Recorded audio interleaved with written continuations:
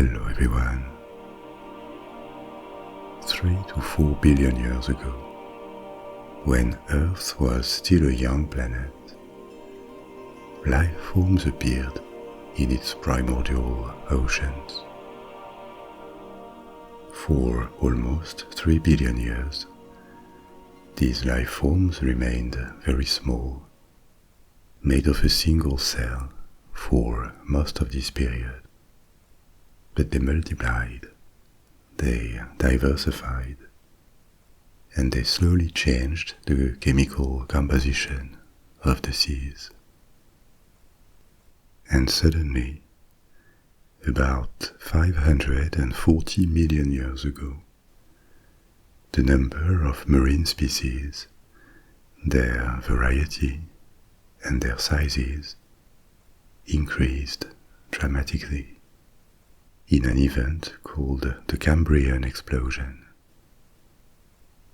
All sorts of creatures, mollusks, fish, crustaceans, radiated and formed more and more complex food chains. From there, they would colonize the land and sometimes return to the sea. This is the journey I invite you to tonight.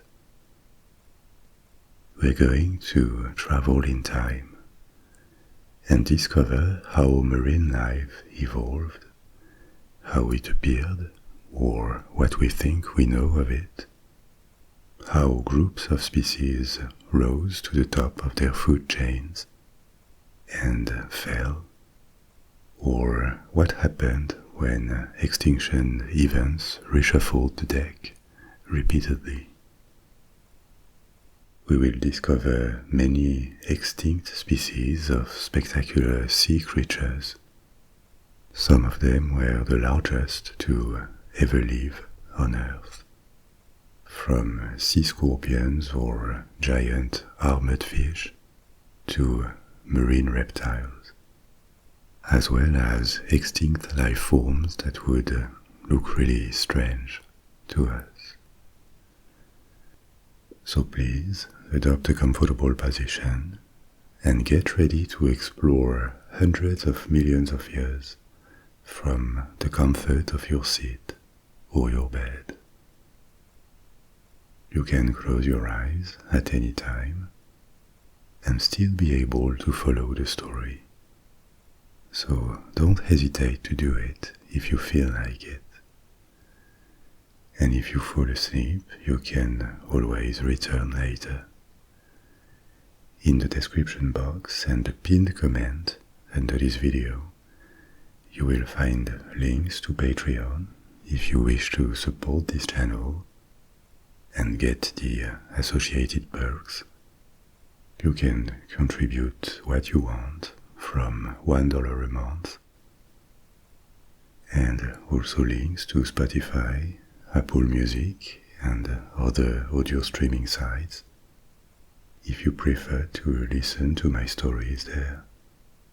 They all have dozens available, including an audio-only episode about the Great Library of Alexandria that is not on YouTube.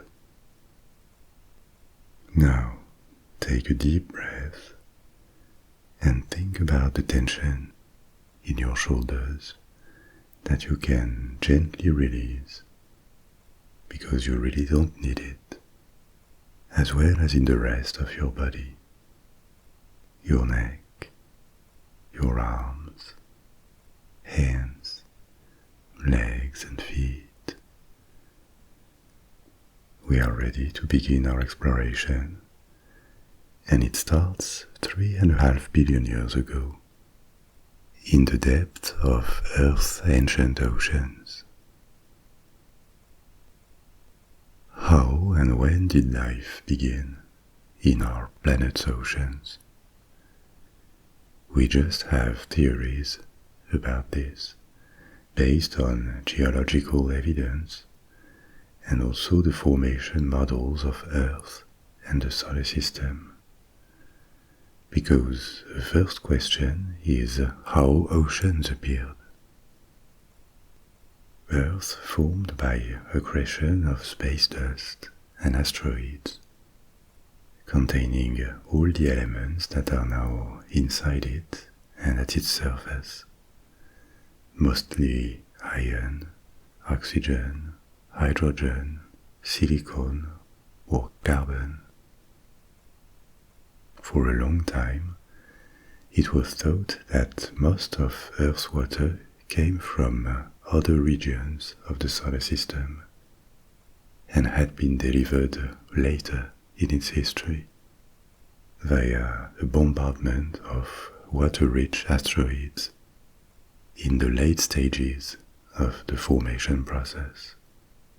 Recent research tends to mitigate this view. It seems also that a lot of water could have appeared by a combination of hydrogen and oxygen that were already present directly on Earth. But the two ideas are not mutually exclusive. There is also evidence that at least some of that water was delivered to Earth by impacts from icy bodies.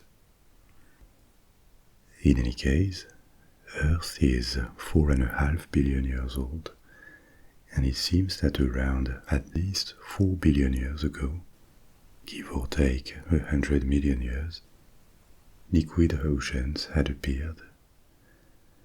Thanks to the planet's cool down and its atmospheric conditions that kept enough pressure for liquid water to not evaporate. Because these first oceans were probably quite hot at their surface, hundreds of degrees Fahrenheit. We know there were oceans at the time because samples of pillow basalt dated around 4 billion years ago were found around the world. And pillow basalt is a type of rock that forms during underwater volcanic eruptions. So its existence is good proof that there were oceans when this basalt formed 4 billion years ago. This is for oceans. But what about life? The earliest direct evidence of life has been discovered in sedimentary rocks from Greenland and has been dated to 3.7 billion years ago. What is this evidence? Stromatolites, which are layers of sediments created by mats of microorganisms, bacteria, microbes, that could live on chemical reactions using molecules that were present in these oceans, like sulfate, meaning they did not need light and photosynthesis to exist. Of course, these organisms are now fossilized, and these fossils indicate that life was present in water at least 3.7 billion years ago. Earlier than that, there is less conclusive evidence. All the layers of rock that were discovered in Canada or Australia could also be fossilized microorganisms, but their nature and their dating are more disputed. This date, when the first traces of life appeared on Earth, is not just an important debate for paleobiologists that study our planet. It is also relevant for astrobiology, the discipline that studies the hypothesis of life outside Earth. The planet is 4.5 billion years old, as we said. And if life appeared shortly after, it is an indication that in appropriate conditions, the appearance of life on a planet is likely or can be spontaneous. But if it took hundreds of millions of years, it could suggest that the process may be rarer and even may be exceptional. But what happened exactly? How did life appear out of the soup of molecules, of non-living chemicals that floated in the ocean? And at what point does a pack of molecules qualify as a life form?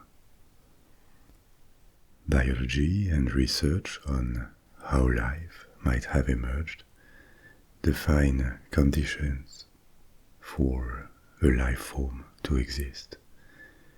And there are three of them. First, a living organism has to be able to replicate, to produce offspring that are very similar to itself. Second, it has to have metabolism. It must be able to feed and repair itself. And third, a living organism has an inside and an outside. There are cell membranes that allow food to enter, waste products to leave, and that exclude unwanted substances. An open question is, what was the starting point of life? Which of these conditions first appeared? It could be the appearance of RNA molecules, which are complex molecules that have the capacity to self-replicate, and so a form of life, or pre-life, that did not necessarily have metabolism or membranes that separate it from its environment, could have appeared, just based on the replication of RNA molecules. Or the first phenomenon to emerge could have been metabolism. Chemistry indicates that given the right conditions of temperature and pressure, proteins can form from inorganic material like carbon monoxide and hydrogen sulfide, if they are in presence of the right catalysts, iron and sulfur. And these conditions were probably available in the depths of the Earth's oceans, near hydrothermal vents, these natural chimneys that eject heat and chemicals from the Earth's mantle. Or the first step could have been the appearance of membranes. Again, chemical conditions on the early Earth were appropriate for lipid molecules to form. And in water, these lipids tend to form bubbles with double walls that create an inside and an outside. This inside might have been the protected environment where other functions could appear. There is no definitive answer to this, but what we know is that around 4 billion years ago, these three functions, replication, metabolism, and separation from the environment by membranes, had come together in the first single-cell organisms. Another hypothesis for the appearance of life on Earth is called panspermia, the possibility that life arrived on Earth from space, or if not life, some of the basic components to it. It is true that some microorganisms have been proven able to survive the shock of being catapulted into space. So it is theoretically possible, with the intense bombardment of asteroids that happened on the early Earth. Maybe a few simple living organisms arrived like this. They found a suitable environment and multiplied on Earth. Now it doesn't tell us how life appeared originally. It displaces the question by making it come from another planet or another star system, maybe. So these various hypotheses, possibilities about the appearance of life directly on Earth or its arrival from somewhere else coexist at this point. None of them is proven, but they appear possible. What we know with more certainty is that at least 3.7 billion years ago, the first single-cell organisms lived and replicated in the oceans, probably in the dark.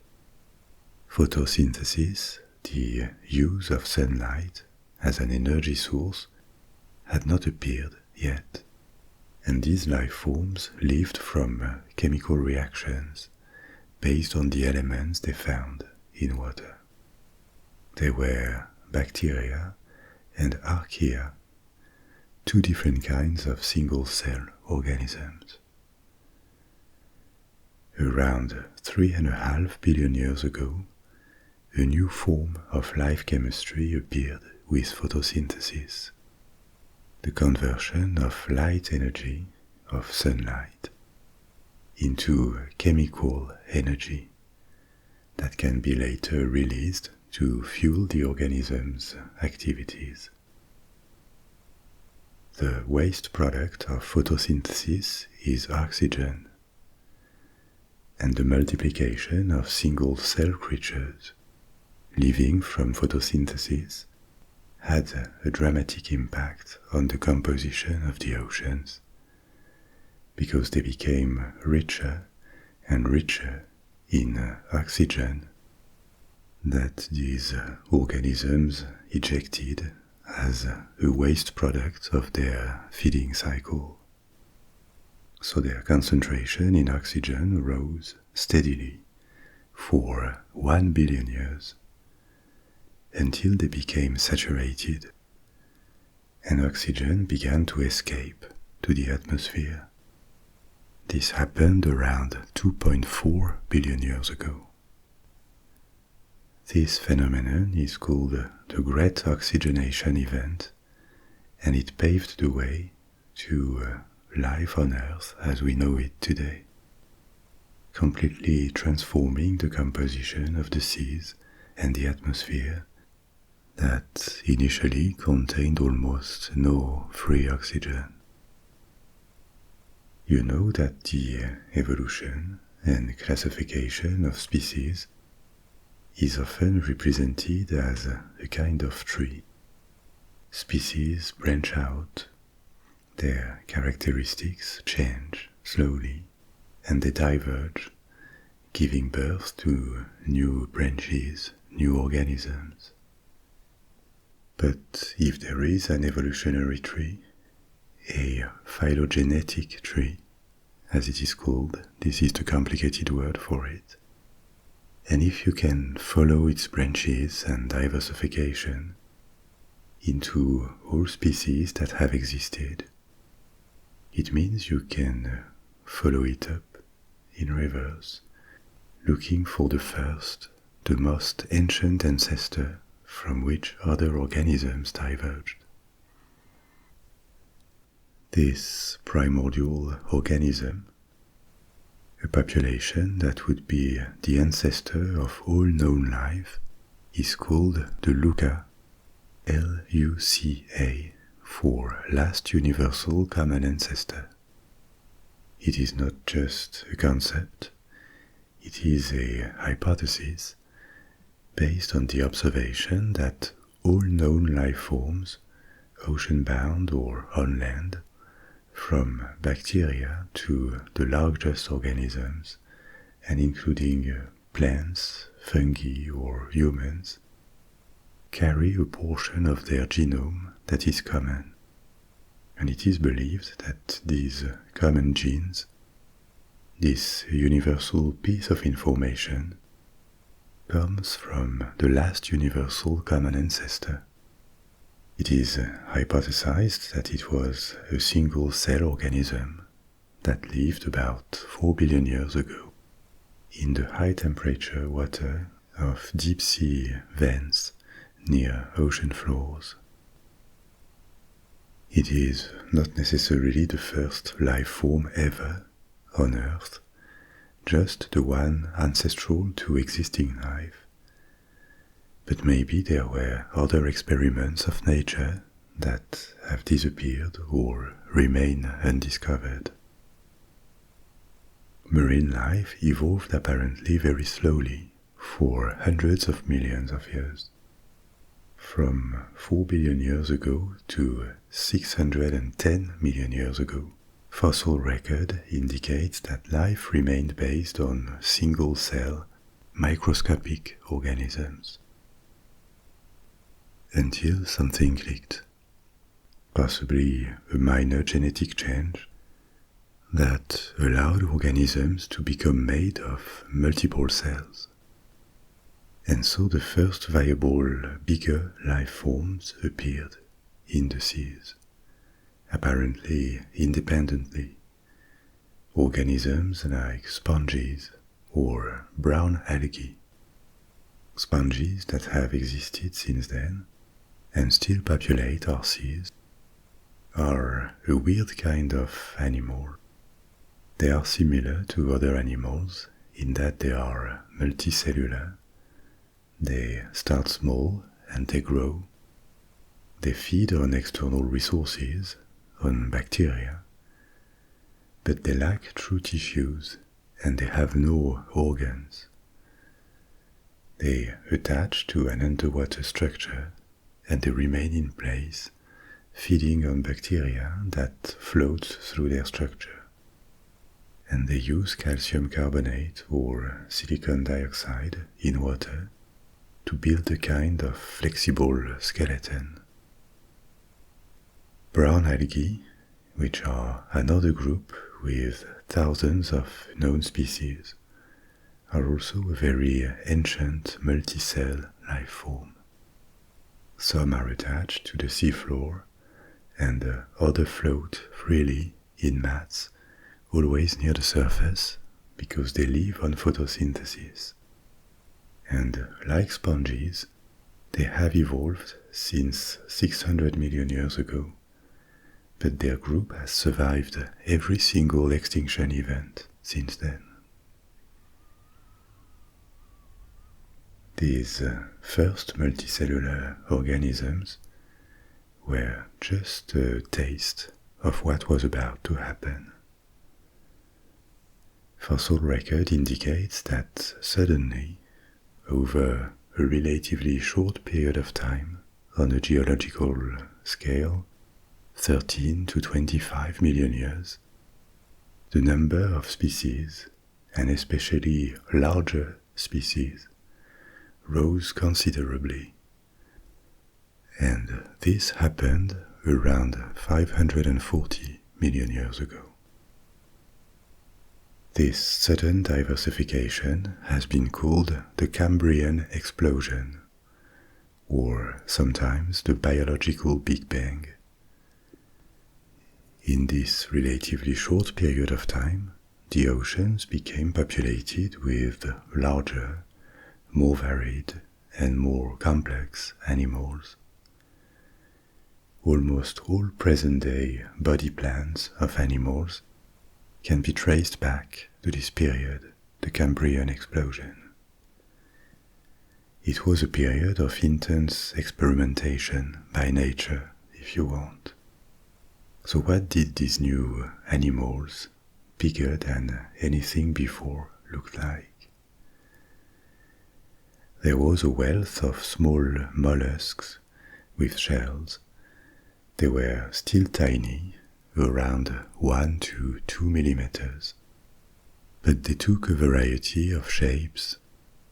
Some look like snails, Others had the typical hard shells on their upper and lower surfaces, a bit like mussels. There were tubes, and sometimes we find elements in fossilized layer from the period that show us body parts with spines or armor plates, but we don't know how these parts were arranged. Apart from these small shells, there were bigger animals, including echinoderms. Echinoderms are better known as starfishes or urchins, but this group also includes other animals like sea cucumbers, and also the first trilobites that would populate the oceans for almost 300 million years. Trilobites ranged from a few millimeters to over 12 inches, 30 centimeters. And they are the earliest known form of arthropods. Arthropods represent one of two possible body organization for relatively large animals that have hard parts. You can be a vertebrate and have a skeleton with flesh and organs around it, like us, but also like fish, dinosaurs, or birds. Or you can have an exoskeleton that protects soft tissue and organs inside. Scorpions, crabs, centipedes, or butterflies are arthropods. They have this exoskeleton and a segmented body for movement. They are an extremely diverse group in seas and on land, which shows their adaptability. But their body plan comes with a limitation in terms of size. In order to keep growing, they need to go through stages of molting. That is to say, they have to shed their exoskeleton to reveal a new one, flexible at first, that allows them to grow. As we're going to see, arthropods had a strong start as predators in the oceans of the Cambrian and Ordovician periods. The Ordovician is the period that followed the Cambrian. Giant sea scorpions appeared that were at the top of the food chain, and we know them relatively well because their exoskeletons fossilized easily. So we have abundant evidence of their existence that lasted for dozens of millions of years. Trilobites evolved into many ecological niches. Some lived near the seabed as predators or scavengers. Others swam and fed filtering plankton, and some even crawled onto land as one of the species that began later to colonize this new environment out of the water. Ancient echinoderms like starfish, trilobites, or these different kinds of mollusks with shells kind of look familiar to us, because these animals are the ancestors of others that have retained their body plans. But it seems that in the intense experimentation or proliferation of life forms during the Cambrian explosion, many more organisms that would now look really strange also appeared. We know some of them thanks to well-preserved soft parts that were found in the Burgess Shale, a site in British Columbia, Canada, and after that in various other sites around the world that are dated from the Cambrian period. They reveal an ecosystem with the various families I just discussed, but also very weird-looking creatures that apparently did not make it to ulterior periods, like Opabinia, the name given to a soft-bodied animal with a slim and segmented body that carried flap-like appendages on each segment, 5 eyes, and a mouth that faced backward under the head, as if the various body parts we are familiar with in animals had been redistributed in a way that has no living equivalent today. Or another example is Odontogryphus, a flat and oval, soft-bodied animal that apparently had a single muscular foot and a kind of shell on its back. Yet another creature of the Cambrian, and one considered to be one of the first examples of an apex predator, a predator that has no predator, was an early arthropod called Anomalocaris, literally abnormal shrimp. It had a body length of about 40 centimeters, 1.3 foot. It doesn't sound like a lot, but with a size like that, in the oceans of the Cambrian, it was a gigantic organism. It propelled itself in the water by undulating flexible flaps on the sides of its body, and it had 2 flexible appendages on the front, presumably to catch prey and bring them to its mouth. It also had a pair of eyes, an evolution that existed in other arthropods, but Anomalocaris probably had the best eyes of its time. They were comparatively enormous, more than 1 inch, which probably gave it a huge advantage as a hunter in shallow waters. There was few fish yet. We'll talk about fish in a minute. And it is believed Anomalocaris preyed on other arthropods and mollusks. 488 million years ago, the Cambrian period ended. Like all the periods we will talk about, the end of a period and the beginning of another one was marked by an extinction event. This is how these different periods have been established. An extinction event, that is to say, a quick reduction in the number of species, especially the largest ones generally, revealed by fossil record. The following period is called Ordovician, and I'm not going to detail all periods one by one to our times, because there's a dozen, and despite extinctions between them, species disappeared, but classes of animals went on through these periods, under new forms, new species. The Ordovician deserves to be mentioned, though, because during it started when the Cambrian ended and lasted for 42 million years. During it, a second major radiation, a flourishment of life of the same magnitude as the Cambrian explosion happened. It is during this period that the complexity of marine ecosystems deepened to the levels that have characterized marine life to our days.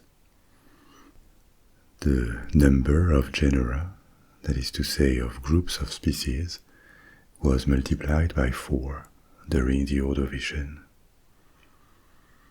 Fish evolved from earlier forms and began to acquire jaws at the end of the period.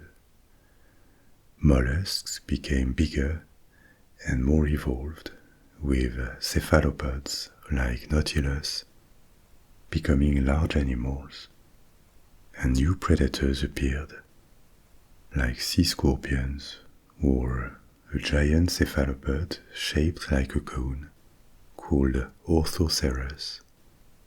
That's a lot of words. What does it all mean? Let's take things one by one. Fish are marine vertebrates. They have an inner skeleton, including a skull, that breathe underwater and lack limbs with digits.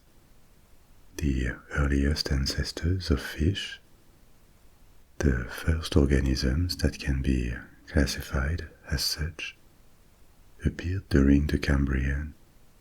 They lacked a true spine at first, but they had flexible rods called notochords, similar in structure to cartilage. The skeleton of modern fish is made of cartilage, but notochords are not as stiff. Even though notochords are not cartilage or bones, they gave them a structure and an agility that invertebrates didn't have. They could swim, accelerate, change depth, and later hunt better than other families of Cambrian animals. This characteristic allowed them to find a place and thrive in the late Cambrian and Ordovician, diversifying into a wide variety of forms.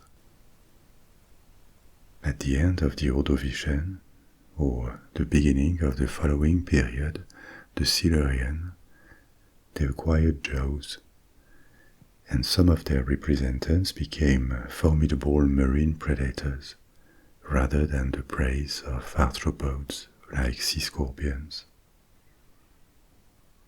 Fish predator can make us think about sharks, but the time of sharks had not arrived yet. They appeared also during the Ordovician, but were much smaller than they would become, and they fell somewhere in the middle of the food chain, preying on small animals and being prey to larger fish or arthropods. The majority of modern sharks can be traced back to about 100 million years ago, long after the Ordovician, during the Jurassic.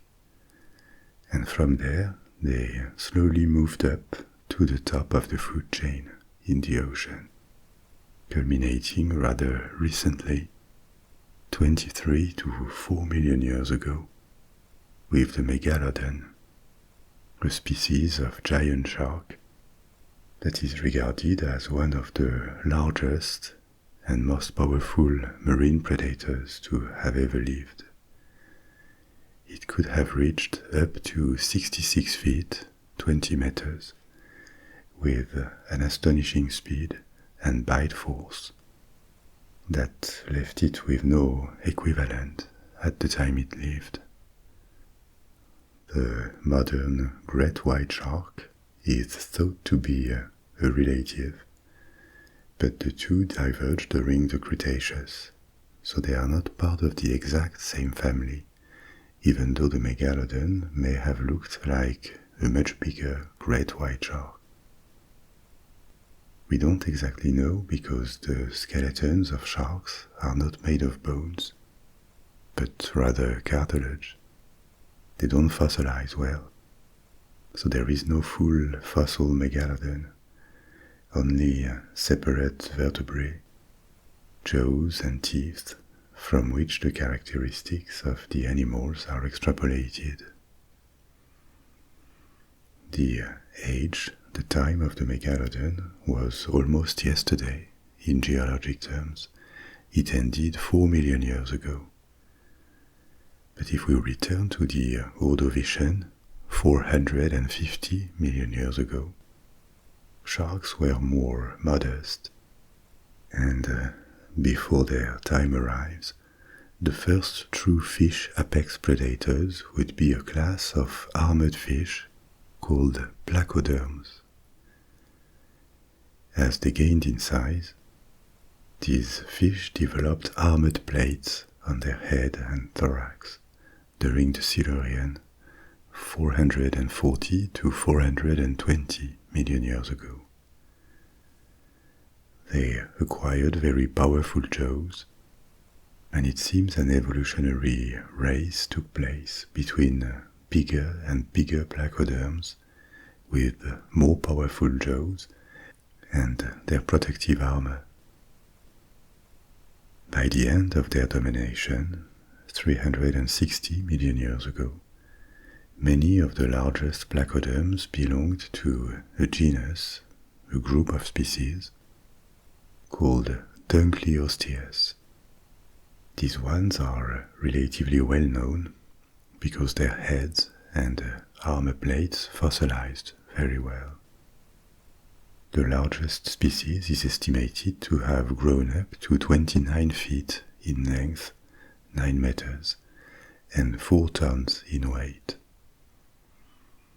Their strength, and especially the bite force they had, suggest that they hunted other placoderms and they crushed their armored plates.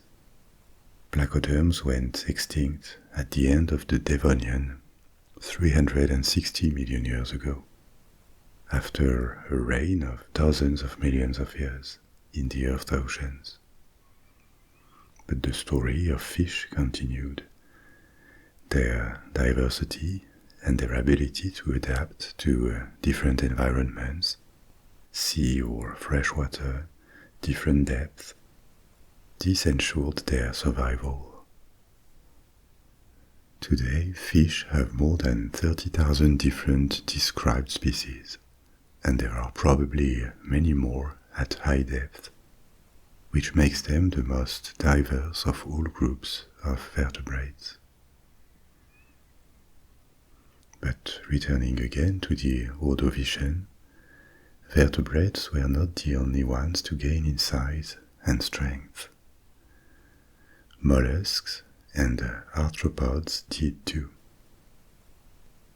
A large group that flourished at the time was the nautiloids, which still exist but used to be much bigger and abundant than they are today.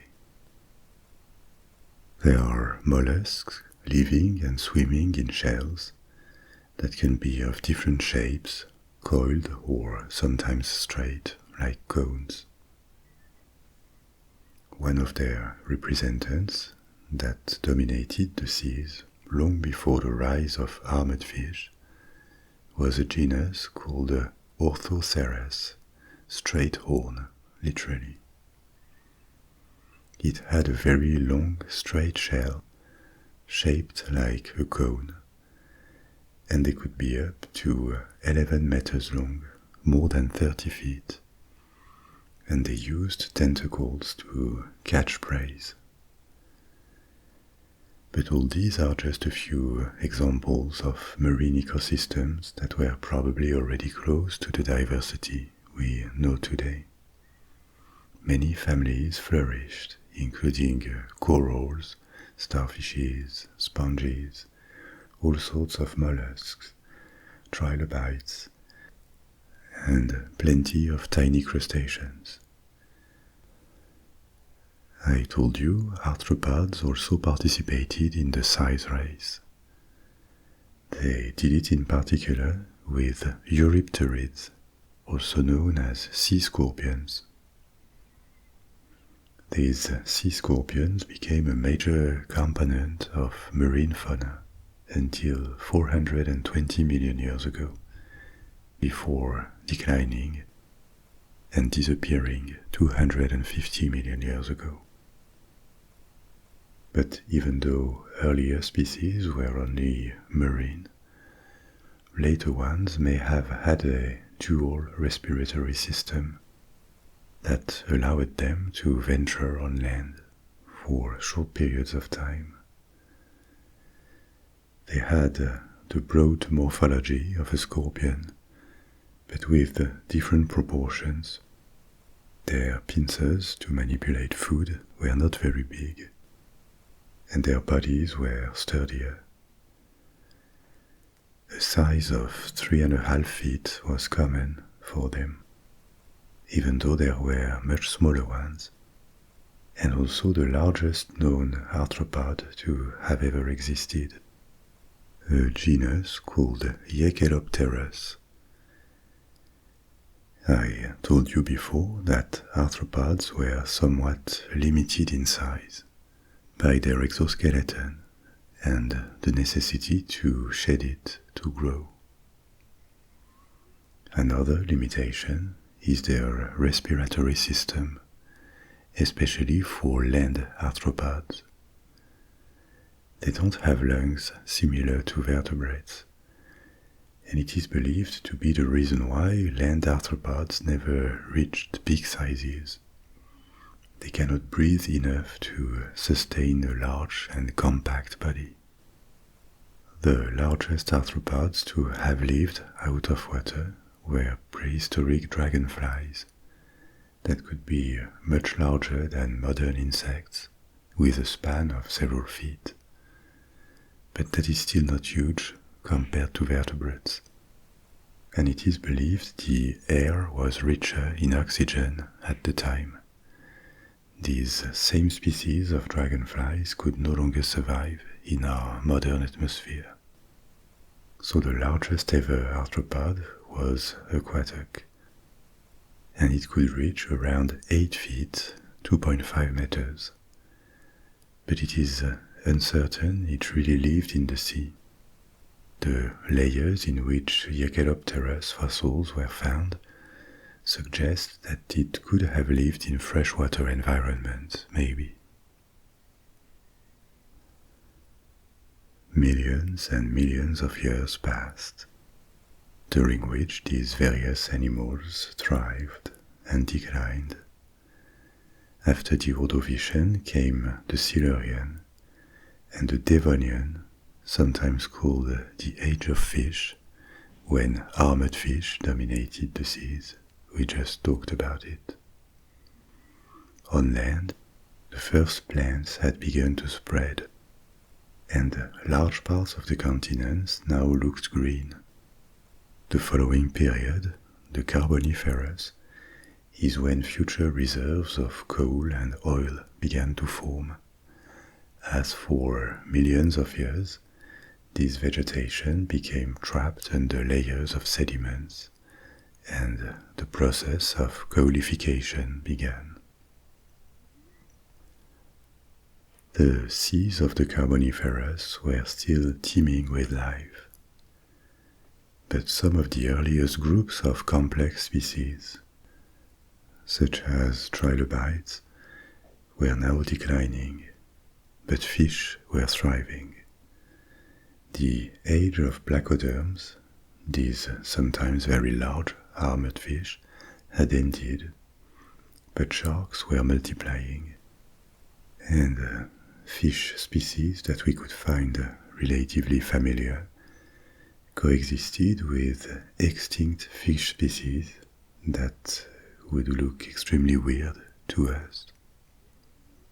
Fish like Acmonistian, a fish looking like a small shark, but with a large dorsal fin that looked a bit like an anvil of unknown function, or the coelacanth, bony fishes that are related to the ancestors of tetrapods. The tetrapods are the first amphibians that colonized the land. For a long time, coelacanths were thought to have disappeared in the late Cretaceous, 66 million years ago, until 1938, when living coelacanths were discovered off the coast of South Africa. And for that reason, it was called a living fossil, because following this discovery, scientists believed that they were the sole remaining member of a group that was thought to be extinct, and that they had remained unchanged for tens of millions of years. This view of the coelacanth was a bit exaggerated, because since then, other studies have revealed that coelacanth body shapes are much more diverse than thought. And yes, they have changed since the Cretaceous. But still, these fish appeared 400 million years ago, and their descendants still live in our oceans, looking almost the same. The 6 periods from the Cambrian, when the Cambrian explosion took place, to the Carboniferous, and finally another period called Permian, are grouped together in a larger division of time, an era called the Paleozoic era. Literally, Paleozoic means ancient life. Why group these periods together, these 6 periods, into an era? Because at the end of it, at the end of the Permian, a particularly large and catastrophic extinction event took place, one that affected life much more than in between these periods. It did not fully reset marine life. Many of the different categories of animals that we have discussed made it to the following era, the Mesozoic, middle life, but the number of species dropped dramatically, and all their large representants were wiped out. It took life millions of years to recover into this new era, the Mesozoic, and its first period, 250 to 200 million years ago, is called the Triassic. The rulers of the seas that emerged during this period would be quite different from the arthropods, mollusks or armored fish that had dominated during the Paleozoic. This new age saw the rise in size and strength of marine reptiles. I told you about them a bit more in detail in a recent story, The Night at the Museum, in which I commented on fossils of marine reptiles. So I invite you to check this other story to learn more or refresh your memory. But the apex predators and many other medium-sized species would now be reptiles that had transitioned back from land to sea and become adapted to full-time aquatic life, even though they kept breathing air. These groups include ichthyosaurs that looked like dolphins or fish, except they were reptiles, or sauropterygians, which over time came in a variety of sizes and shapes, including placodonts that developed armor on their backs that made them look a bit like turtles, even though they were not turtles, or plesiosaurs.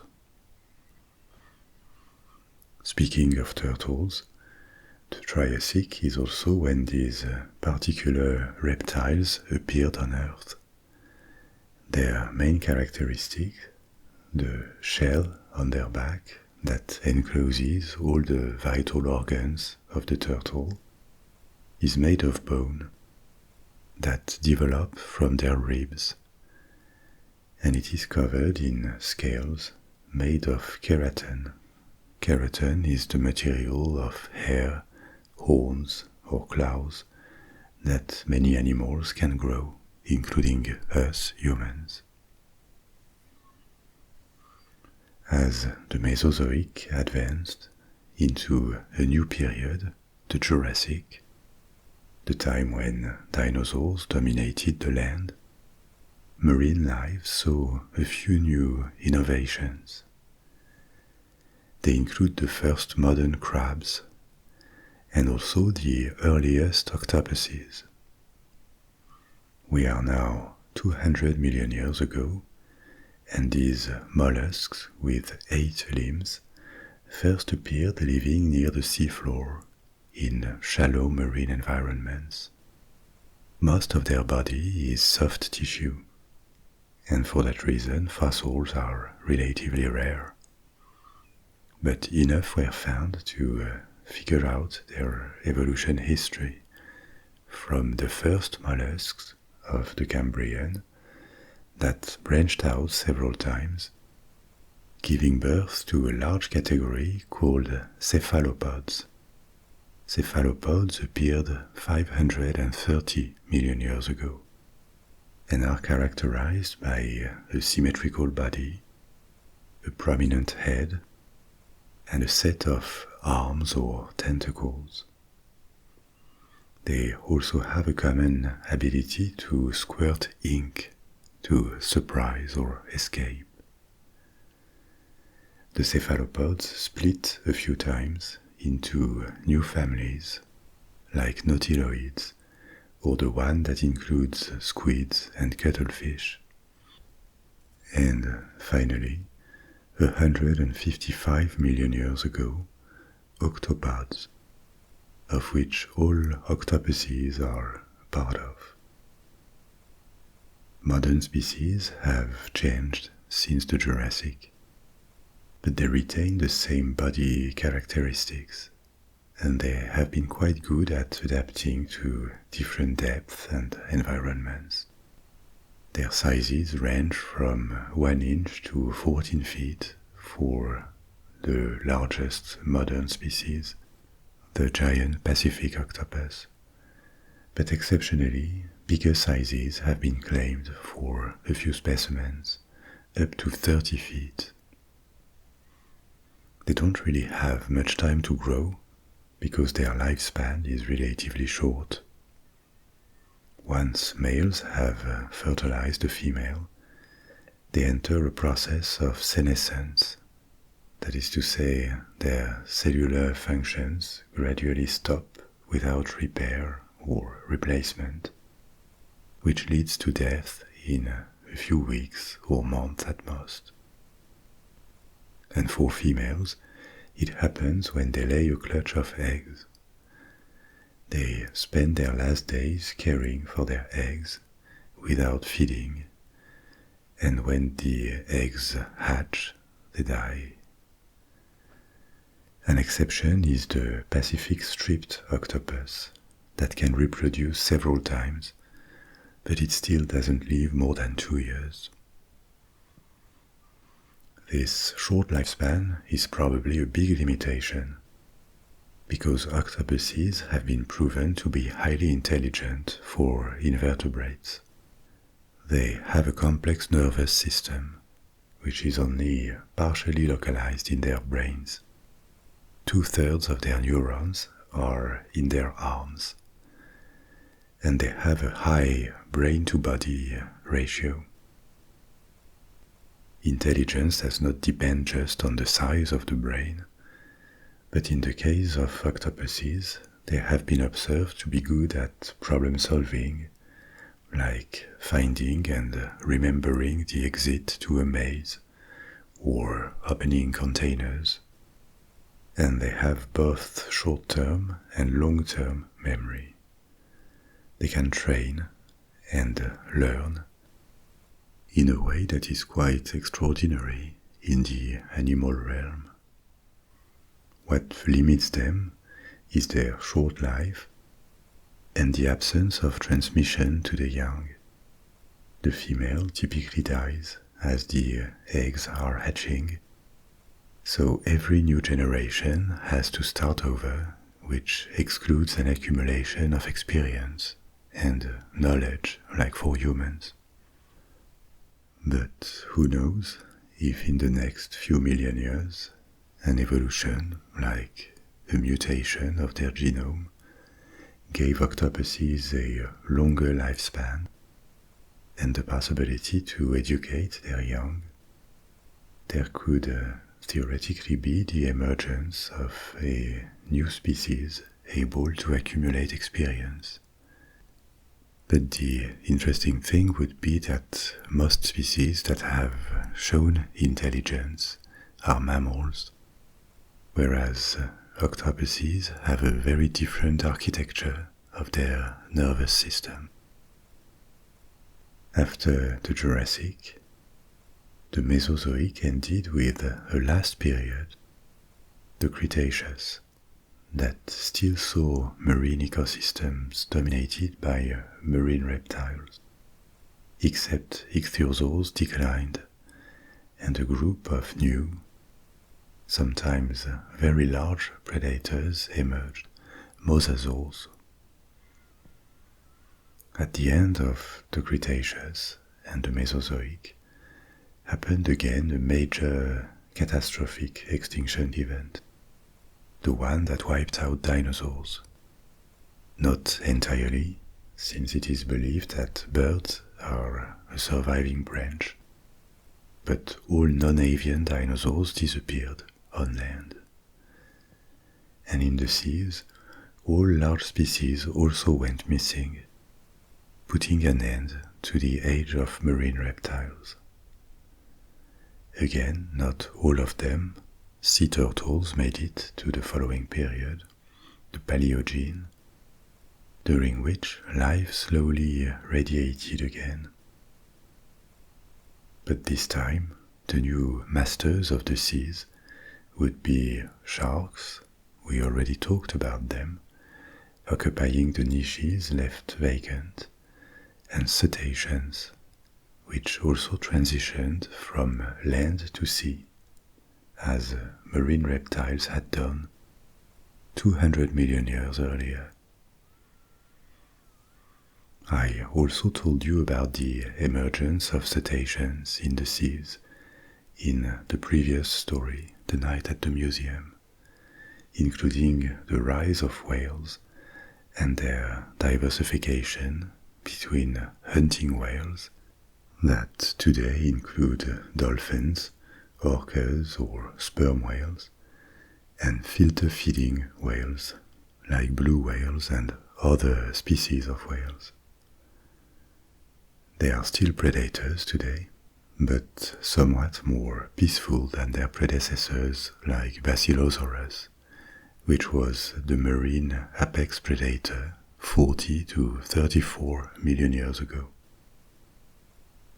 And finally, in the Neogene and Quaternary periods, the Quaternary is our period, marine life took its modern form after hundreds of millions of years of evolution, with the coexistence of very ancient organisms like sponges or simple mollusks, a huge variety of fish, or corals, and the thousands of species that emerged since, from octopods, crustaceans or turtles to cetaceans. A world of beauty, at the same time fragile, but extremely resilient and adaptable, as we have seen all along our journey. And buried under layers of sediments, this marine world includes the remains of thousands and thousands more species, large and small, that appeared, flourished for thousands of generations, and went extinct due to competition from others, or a change in their environment that they could not adapt to, or extinction events.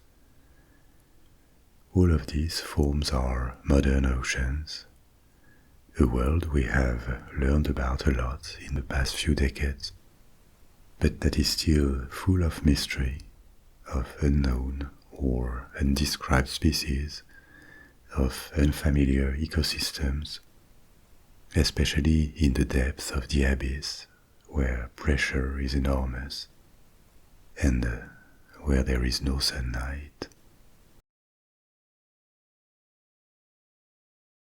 we're going to make an accelerated trip from the creation of the Earth to the period we will explore tonight, the Pleistocene, also known as the Ice Age. This journey begins 4.5 billion years ago, when, in our corner of the galaxy, a planet, like billions of other planets, began to form around a young star. At the beginning, really just a ball of liquid metal and rock that was intensely bombarded by asteroids of all sizes. Its surface was made of molten rock, rivers of lava, volcanoes. Its geography changed fast, as the planet was acquiring an internal structure and changing appearance under heavy bombardment. Its atmosphere was made of toxic gases. It contained almost no trace of oxygen, and no conceivable life form could exist on such a hell.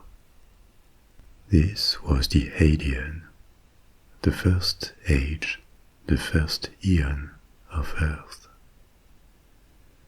But even though it lasted for 500 million years, it finally came to an end. 4 billion years ago, the bombardment slowed down. A thicker and thicker crust solidified as the planet cooled down, and this primordial hell became a bit quieter. A new eon began, the Archean. Continents had formed, looking very different and in other locations than they are today. And between them, there were oceans of liquid water. There was still almost no oxygen in the atmosphere, and the land was naked. No plant was to be found anywhere on the land, animals even less, and there were no witnesses to the still intense volcanism, to the earthquakes, to the rise of mountain chains as tectonic plates slowly moved and collided or fell under the seas. This eon lasted for an inconceivable 1.5 billion years, 3 times longer than the Hadean. But something else happened during it.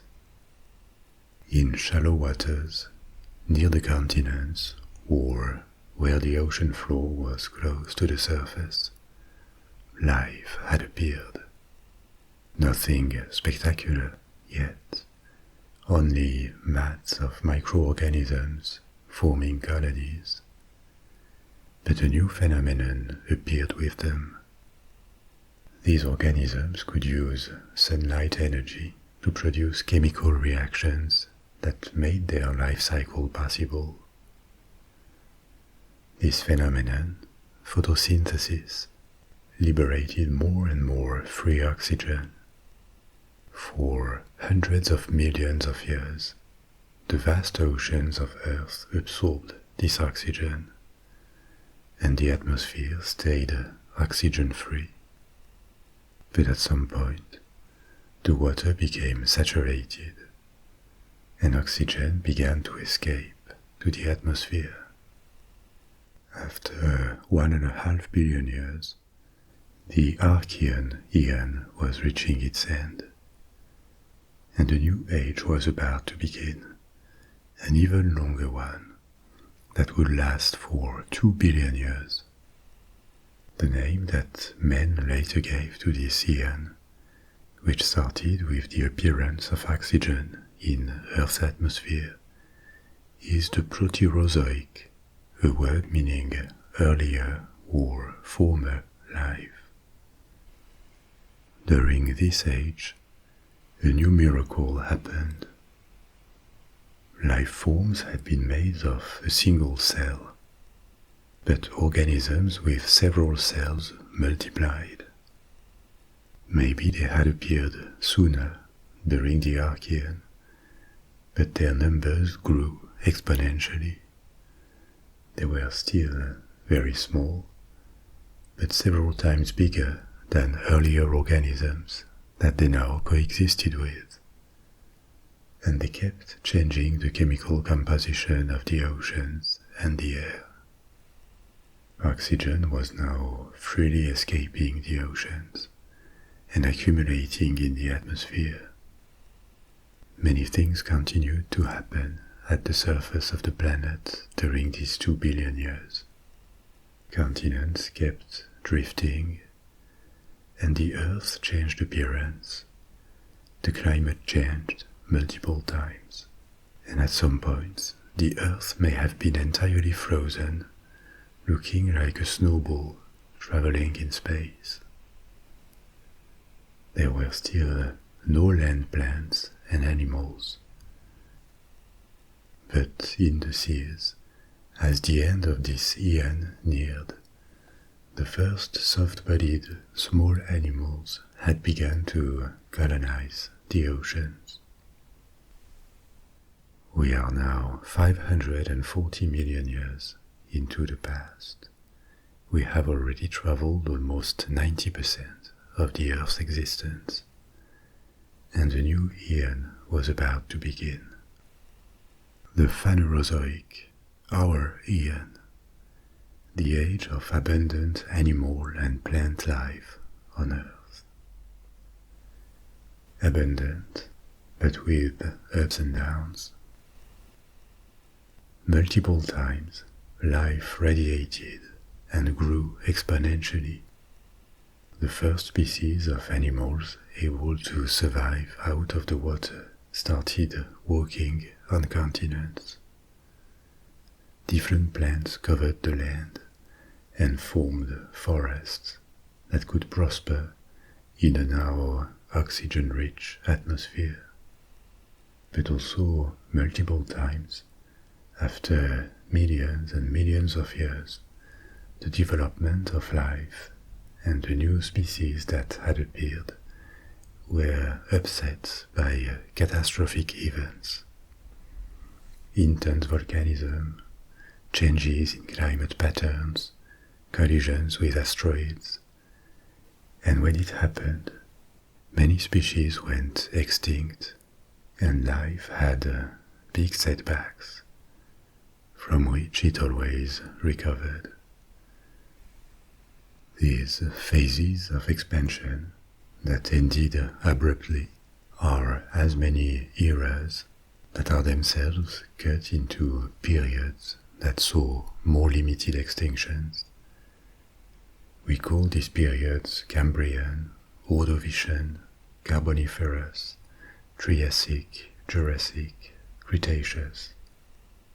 12 in total have been identified and named as segments within the Phanerozoic eon, and they are themselves composed of shorter epochs because they still lasted dozens of millions of years, and various events or pattern changes were observed within these long periods.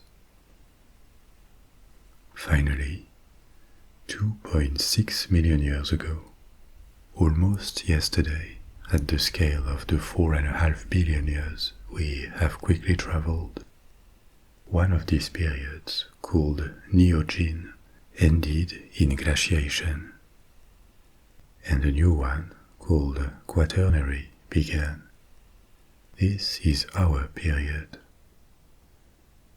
The first epoch of the Quaternary, the Pleistocene, is also called the Ice Age, because it was characterized by various glaciations, various expansions and then withdrawals of ice sheets over the continents.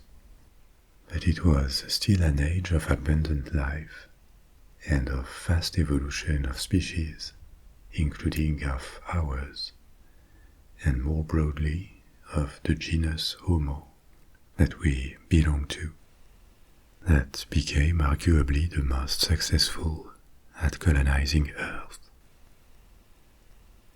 This ice age, the Pleistocene, ended less than 12,000 years ago, in a new epoch of relative heating, the Holocene, the epoch we live in. But what we are going to explore tonight is what the planet was like during the Ice Age. Who and what lived on it, or at least what we know or can suppose of it. What animals walked the earth and lived in the seas. So there will be mammoth, saber-toothed tigers, but also other lesser-known species. I will tell you about the rise and diversification of the genus Homo, of archaic humans, and the evolution of our species. This is a field of investigation that keeps going through a lot of changes in our understanding of the past, with a lot of new discoveries and theories in the past few decades. So bear in mind that the state of the scientific consensus could and will probably keep changing. Most of what we're going to detail tonight deserves the conditional. It is no definitive truth, but rather theories that are informed and supported by paleontology, archaeology, geology, climate science, and reasoning, but still theories. What did our planet look like 2.5 million years ago? Maps of continents would have actually looked rather similar to today.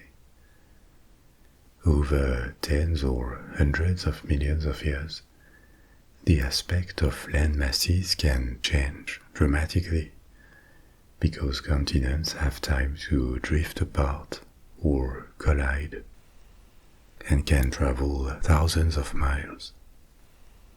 But 2 or 3 million years is not that much on a geological scale. And so the continents were already almost where they are today.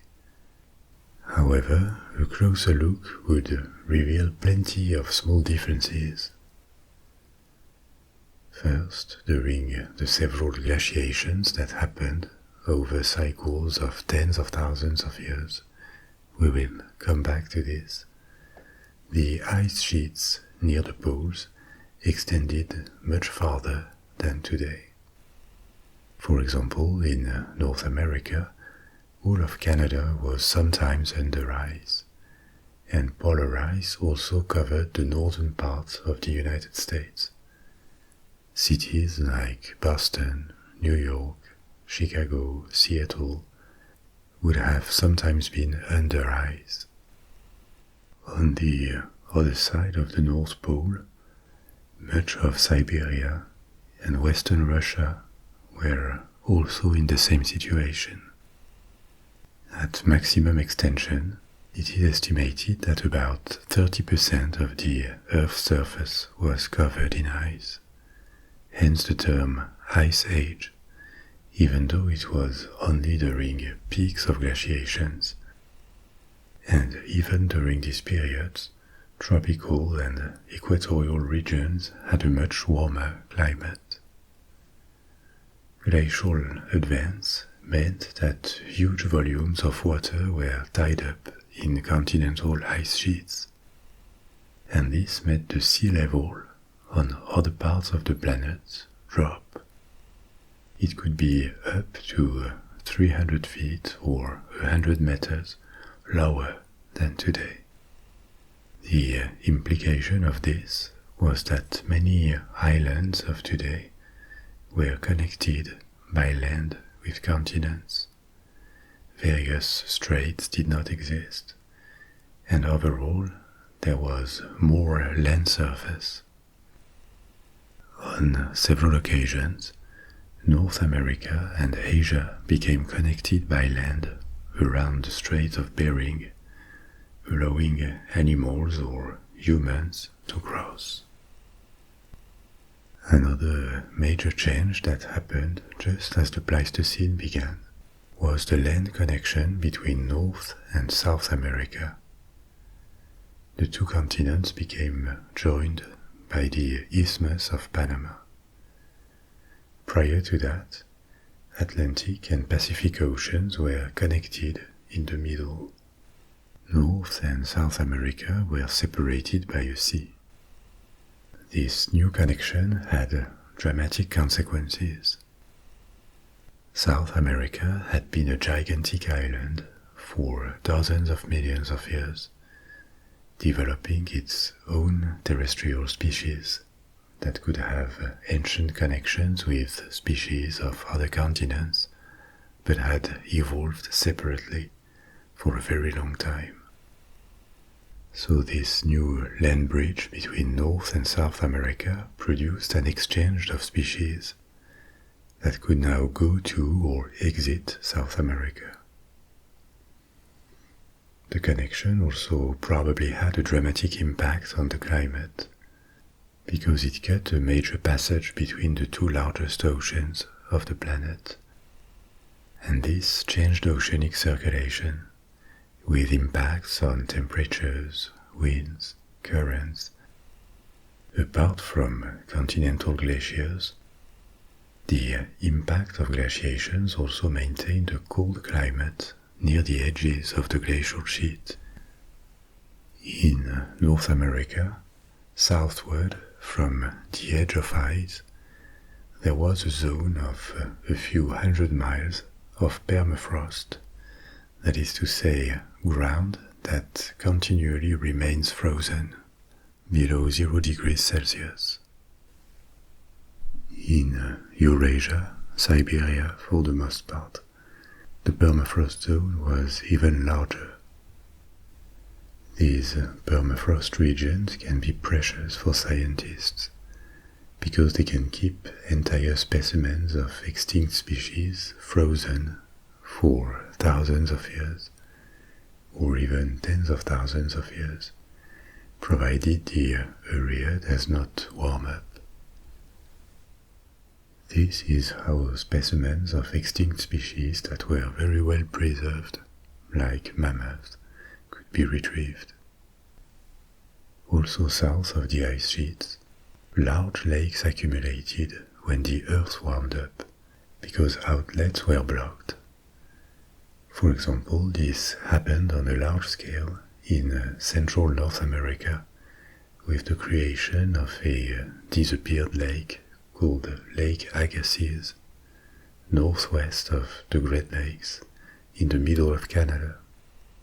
This glacial lake, created by glaciers melting, was larger than the UK, or almost twice as large as Florida. It appeared at the very end of the Ice Age, and is thought to have lasted only a few thousand years, until it was drained and evaporated, leaving only smaller lakes.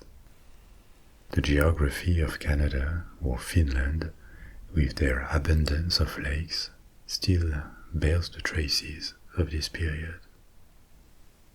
But how many of these glaciations were there, and why?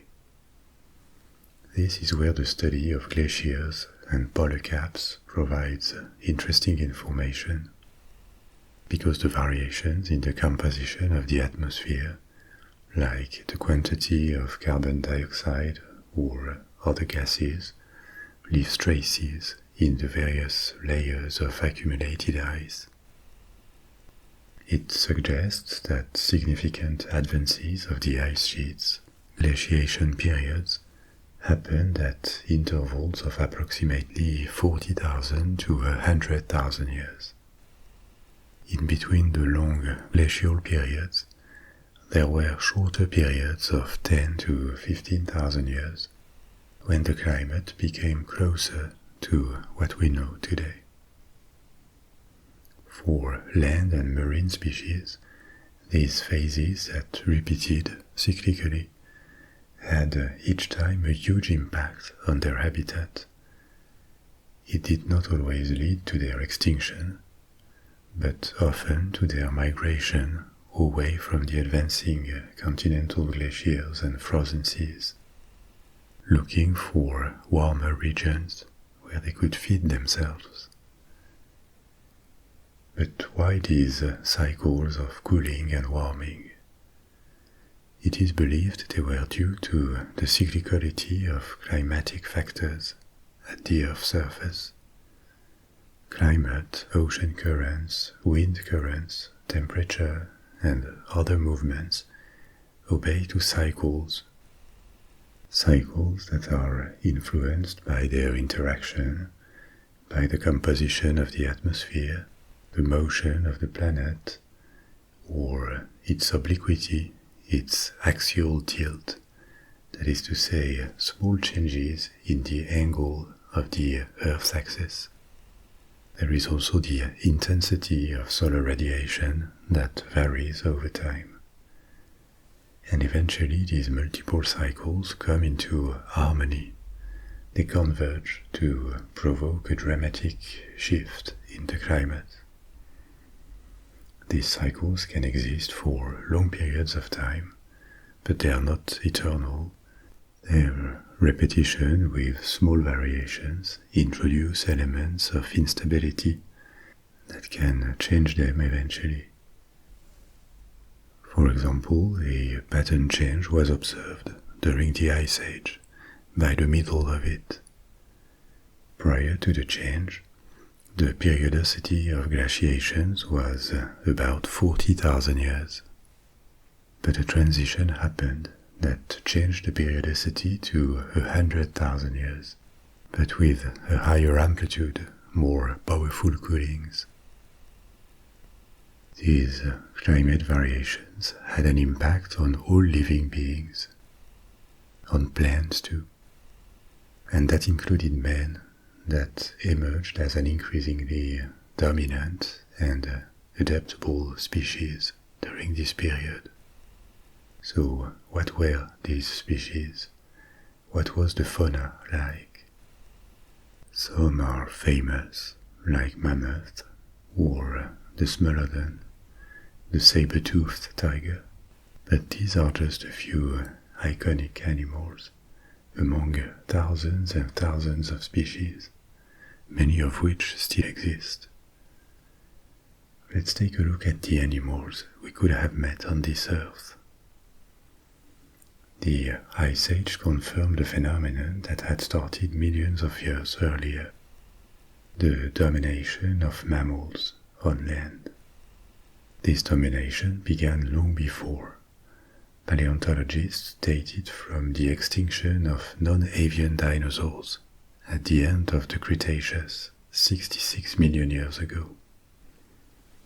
You know that birds are classified as dinosaurs because they are on the same branch in the tree of evolution, the same clade as it is called. However different a T-Rex and a sparrow look like, they have a single common ancestor. This is why dinosaurs as a clade are not extinct, but all non-avian dinosaurs, dinosaurs excluding birds, large and small, many of them were small, did not make it past the mass extinction that happened at the end of the Cretaceous.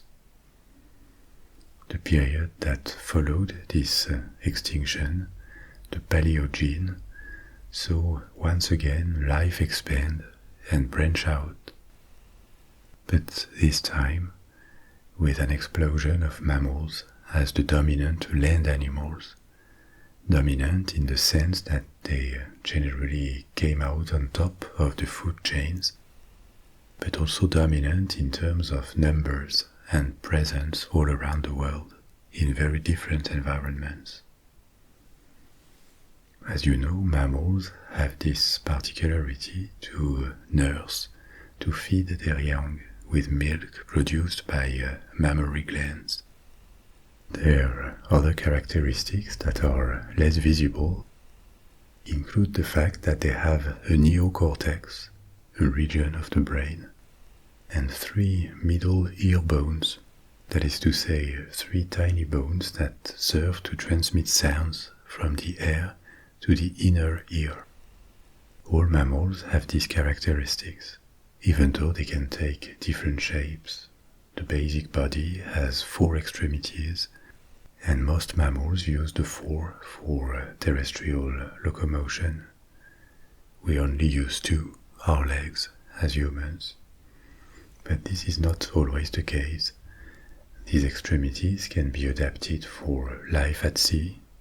Think of dolphins or seals or whales.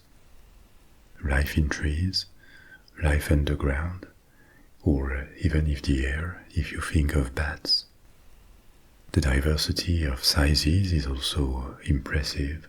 Mammals range from 1 or 2 inches, like the bumblebee bat, a very small bat, to almost 100 feet for blue whales.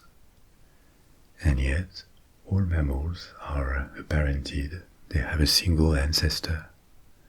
The modern order of mammalians arose during the Paleogene and Neogene. Many species appeared and went extinct during that period. But the appearance of the first mammals is much older than that. They emerged from a group called cynodonts approximately 260 million years ago. The first mammals are all extinct. They already had a diversity of sizes and positions in the food chain, but they tended to be small for dozens of millions of years, and they also tended to be prey rather than predators. Until non-avian dinosaurs disappeared and liberated space, ecological niches for large mammals to replace them. Other factors that could explain the success of mammals include their relative intelligence.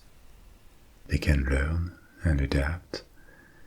There is also their reproductive strategy. They have few babies, but they take care of them and transmit them survival skills. And also their adaptability to different environments. They regulate their internal temperature, which requires more food intake, but it also makes them able to survive under very different climates and endure big variations of temperature. So mammals, as a group, thrived since the Paleogene. And when the Ice Age began, the Pleistocene began, they had mostly reached their modern forms. Apart from a few extinct species of megafauna, of large mammals, the Ice Age fauna would have looked very familiar to us. There were apes, lions, wolves, tigers, bears, horses, elephants, all sorts of rodents, whales, dolphins, and all the coastal mammals that we know of. Other orders of animals were also very similar to what we know today, from birds to fish to insects.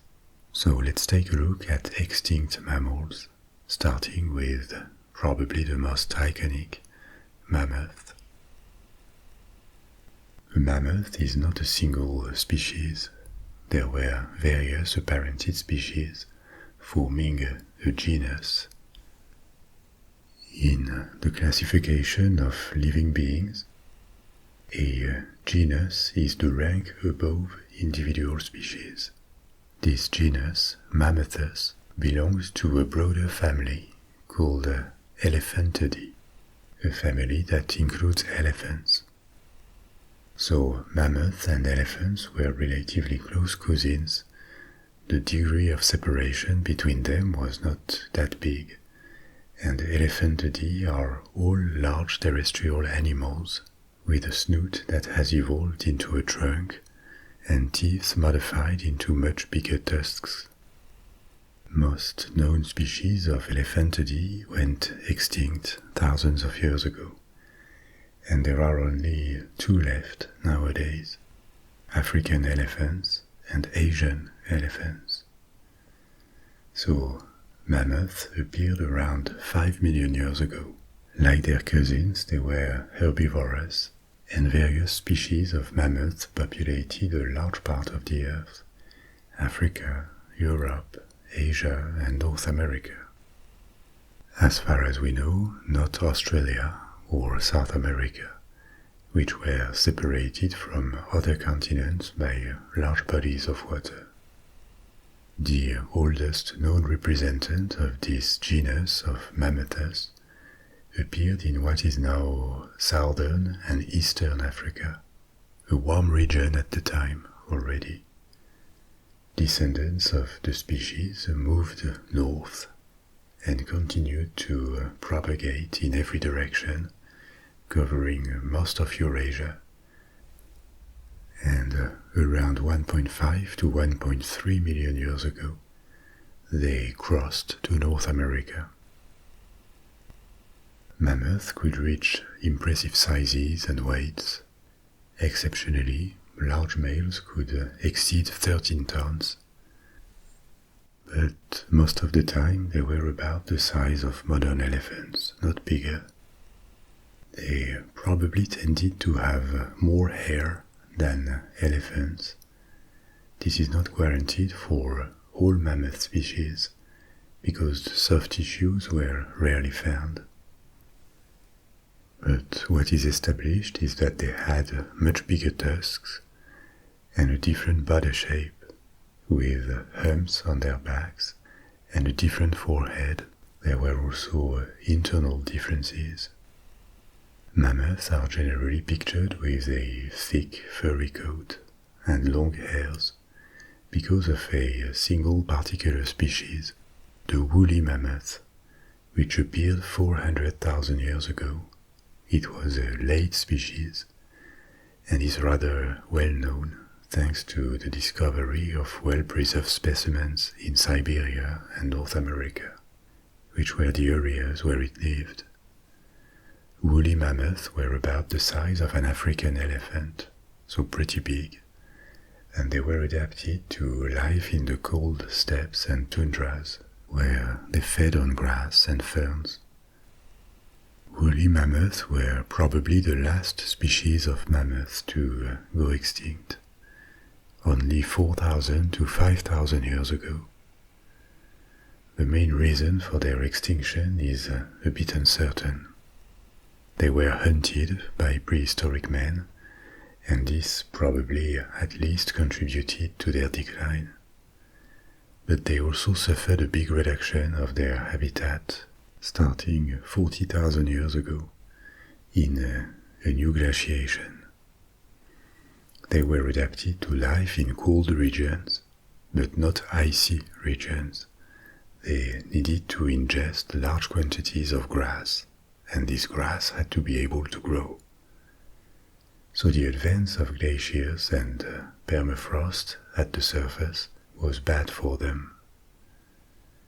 In any case, mammoth hunting was certainly a factor too. Woolly mammoths lived in herds. They could reach 60 years, and they did not reproduce very fast, a bit like elephants today. So their population could quickly decline and even disappear in a region if they were hunted intensively. For prehistoric men, they were a source of meat, of fur, of bones to make tools, and one mammoth could probably feed a group for weeks, so they were very attractive prey. A relative of the mammoth that lived in North America was the mastodon, which could be mistaken for a mammoth. A common species of mammoth in North America was the Columbian mammoth, which lived from the northern United States to Central America, and north of its territories, in Arctic regions of Canada, lived a woolly mammoth. The Columbian mammoth disappeared 11 to 12,000 years ago, and here again, hunting is suspected to have contributed to it, because for about 1,000 years, these mammoths coexisted with men in North America. But mastodons were not mammoths nor elephants. They were distant cousins. They all diverged from a common ancestor around 27 million years ago. And from there, mastodons evolved separately, but they still resembled modern elephants a lot. It is believed that they lived in herds and were forest-dwelling animals. An argument in favor of this is that they had very different teeth from elephants and mammoths. Theirs were cusp-shaped and seemed well suited for chewing leaves and branches of trees and shrubs. We don't know whether they were very hairy or not. They are often depicted with a thick coat of hair, like woolly mammoths, but some remains were found in Florida or central Mexico, and these were times during the Pleistocene when these regions were colder than today, but they were not freezing cold. So it looks unlikely that mastodons living there would have had so much hair. Like the Columbian mammoth, the mastodon went extinct at the end of the Ice Age, possibly due to a combination of climate change and hunting. The line has actually been drawn between the Pleistocene and our epoch, the Holocene, because of the extinction, about at the same time, of many species of the megafauna, these large herbivorous mammals like mammoths and mastodons. But there were other giant terrestrial mammals that disappeared at the same time. Another genus belonging to this megafauna was the Diprotodon, and this one takes us to Australia. The Diprotodon is the largest marsupial that ever existed. A marsupial, that is to say, a member of a subclass of mammals that includes opossums, kangaroos, koalas, and others. Their distinctive characteristic is that the young are carried in a pouch. Due to geography and the seas that prevented species from going everywhere, marsupials are endemic to Australia, some Indonesian islands, and the Americas. They have sometimes been introduced, relatively recently, to other regions, like in New Zealand in the 19th century, but this was due to human intervention. So, in the particular ecosystems of Australia that were separated from the rest of the world, marsupials thrived during the Ice Age, and their biggest representant was the Protodon. The largest specimens found were estimated to be almost 3 tons heavy, and they could have stood 6-7 feet tall. From 1.6 million to 44,000 years ago, they were the biggest mammals in Australia, and superficially they could have looked like giant wombats. It is believed the Protodons lived in open forests and savannas, feeding on leaves, grass, and roots, possibly with a social organization that is often observed among mammals of big size. For example, with elephants, females and the young form families, whereas males leave these groups when they become adults to live alone, and they regularly fight for the right to mate with not one, but all the females of the same group. The genus Diprotodon went extinct about at the time when humans arrived. So here again there is no proof of this, but it is suspected that they could have fallen prey to hunting. They were herbivorous and maybe peaceful animals that could have been tempting prey for prehistoric men. Another well-known big mammal from the Ice Age is the Smilodon, better known as the saber-toothed cat or saber-toothed tiger. It seems, based on fossil records, that it appeared in North America. But thanks to the land bridge with South America, it also spread to the south. The biggest specimens, because Smilodon is a genus with different species, were found in South America, where they could have reached 500 to 1,000 pounds. That's 220 to 440 kilograms. Smilodons looked like big modern tigers, even though we ignore the color of their coat. But the most visible difference with tigers was overdeveloped canine teeth that gave them their nickname. Their jaws had a bigger gape than any modern cat, but their canines were probably rather fragile and adapted to precision killing. It must have been a formidable predator, and it is believed that it hunted bisons and camels that lived in the forests or mountains of North America.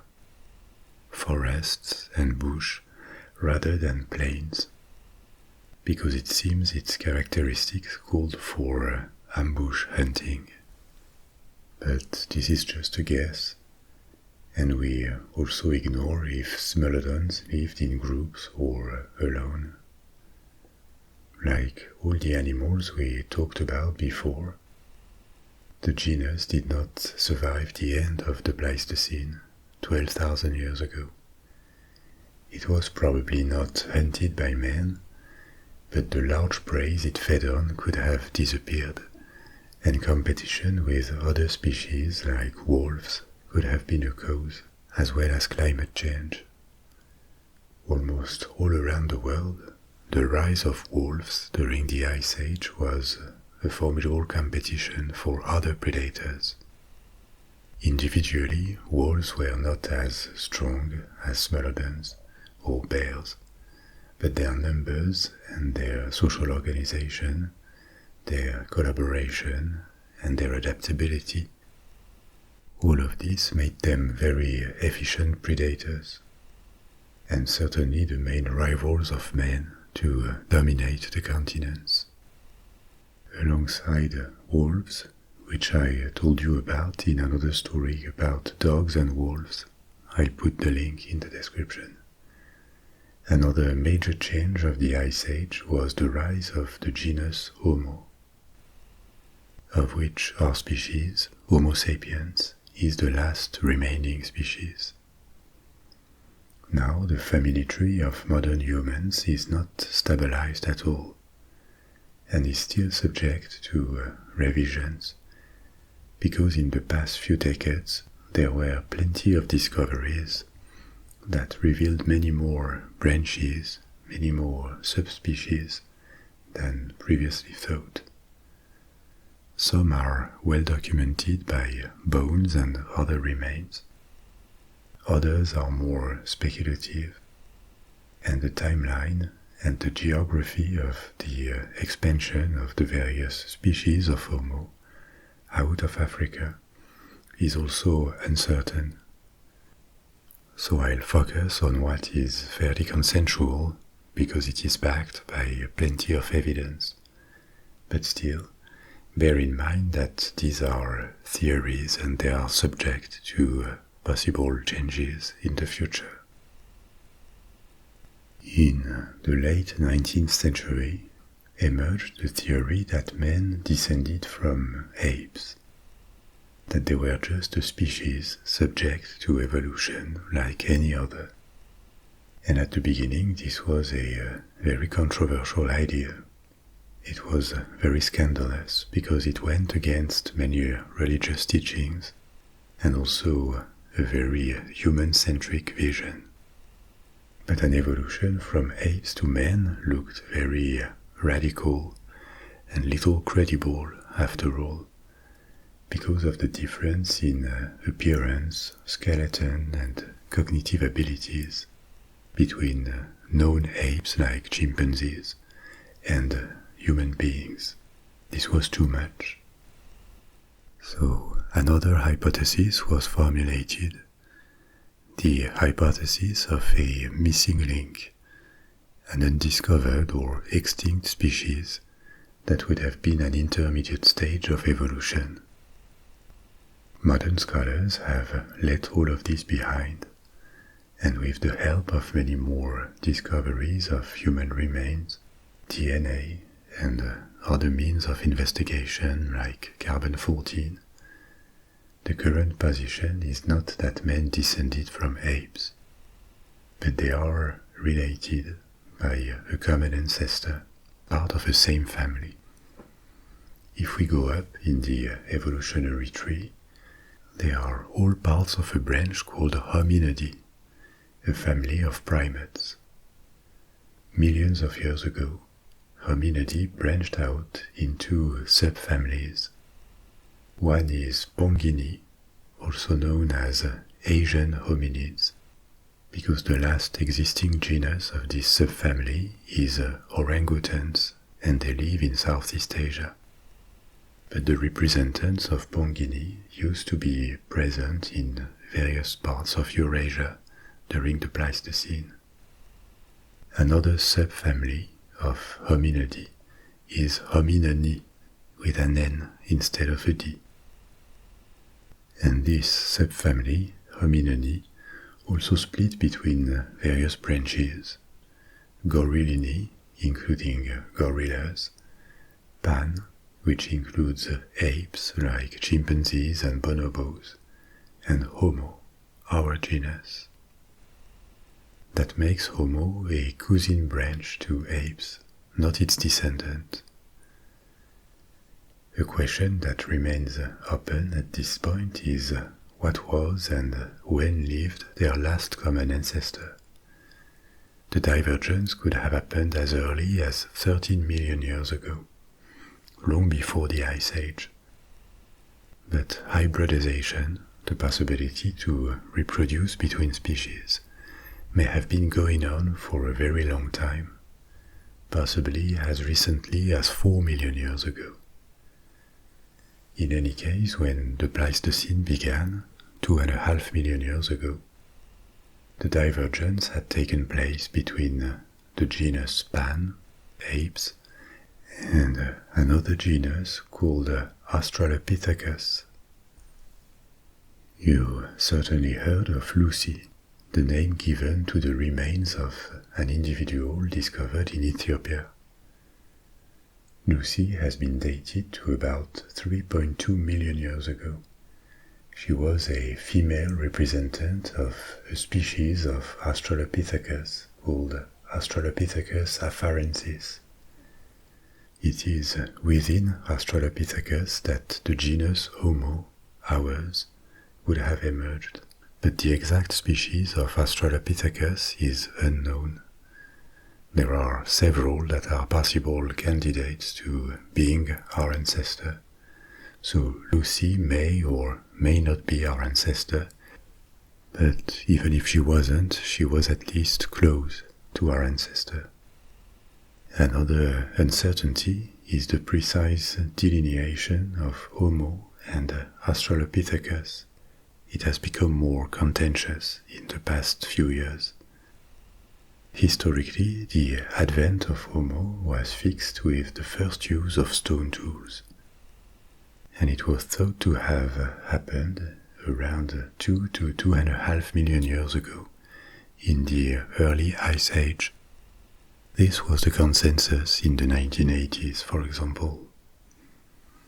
But more recent discoveries suggest that some species of Australopithecus may have used stone tools more than 3 million years ago, and this blurs the distinction between Australopithecus and Homo. Another thing that is being challenged is the succession of different species of Homo, leading to our species, Homo sapiens, with two main links. Homo habilis, known to have used tools, followed by Homo erectus. 30 years ago, the mainstream theory was that Homo habilis was the first representant, the first species of the genus Homo, that Homo erectus had evolved from Homo habilis, and that Homo sapiens had evolved from Homo erectus. But since then, evidence has surfaced that Homo habilis and Homo erectus had coexisted for a very long time, that Homo erectus did not necessarily descend from Homo habilis, and also that multiple species had appeared and gone extinct between Homo erectus and Homo sapiens, like Homo antecessor, Homo floresiensis, the Java man, the Peking man. All of this has turned the family tree of the Homo genus into a bit of a mess right now.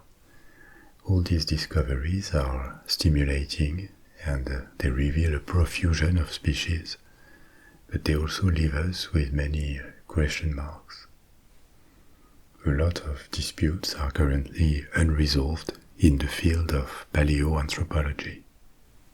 But let's leave it aside and take a look at established species of archaic humans and what we know of them. So I'll tell you about Homo habilis, Homo erectus, Neanderthal, and finally us, Homo sapiens. Homo habilis appeared and lived in South and East Africa, a region that is considered the cradle of humanity, because this is where multiple species of Australopithecus and Homo appeared. Until the 1980s, Homo habilis was considered human because of his use of stone tools. But as I said before, this delineation is now contested, and some experts would put the species into Australopithecus.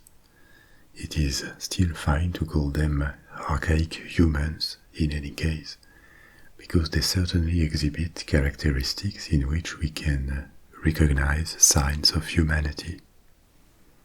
They used tools, mainly for butchering, and it is believed that they form societies of a few dozen individuals.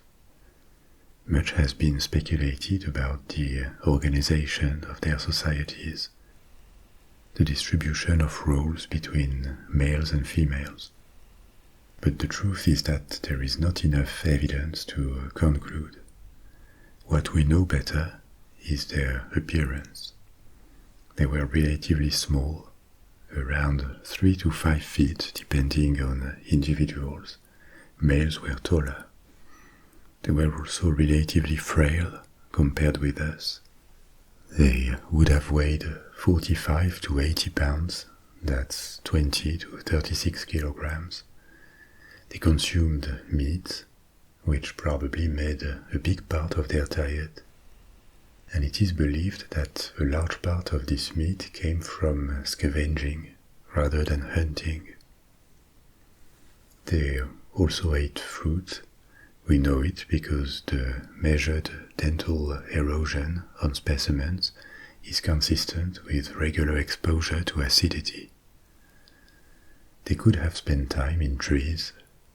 This is deducted from their proportions. They had long arms relatively to the size of their body, and hand bones that could have permitted precision gripping.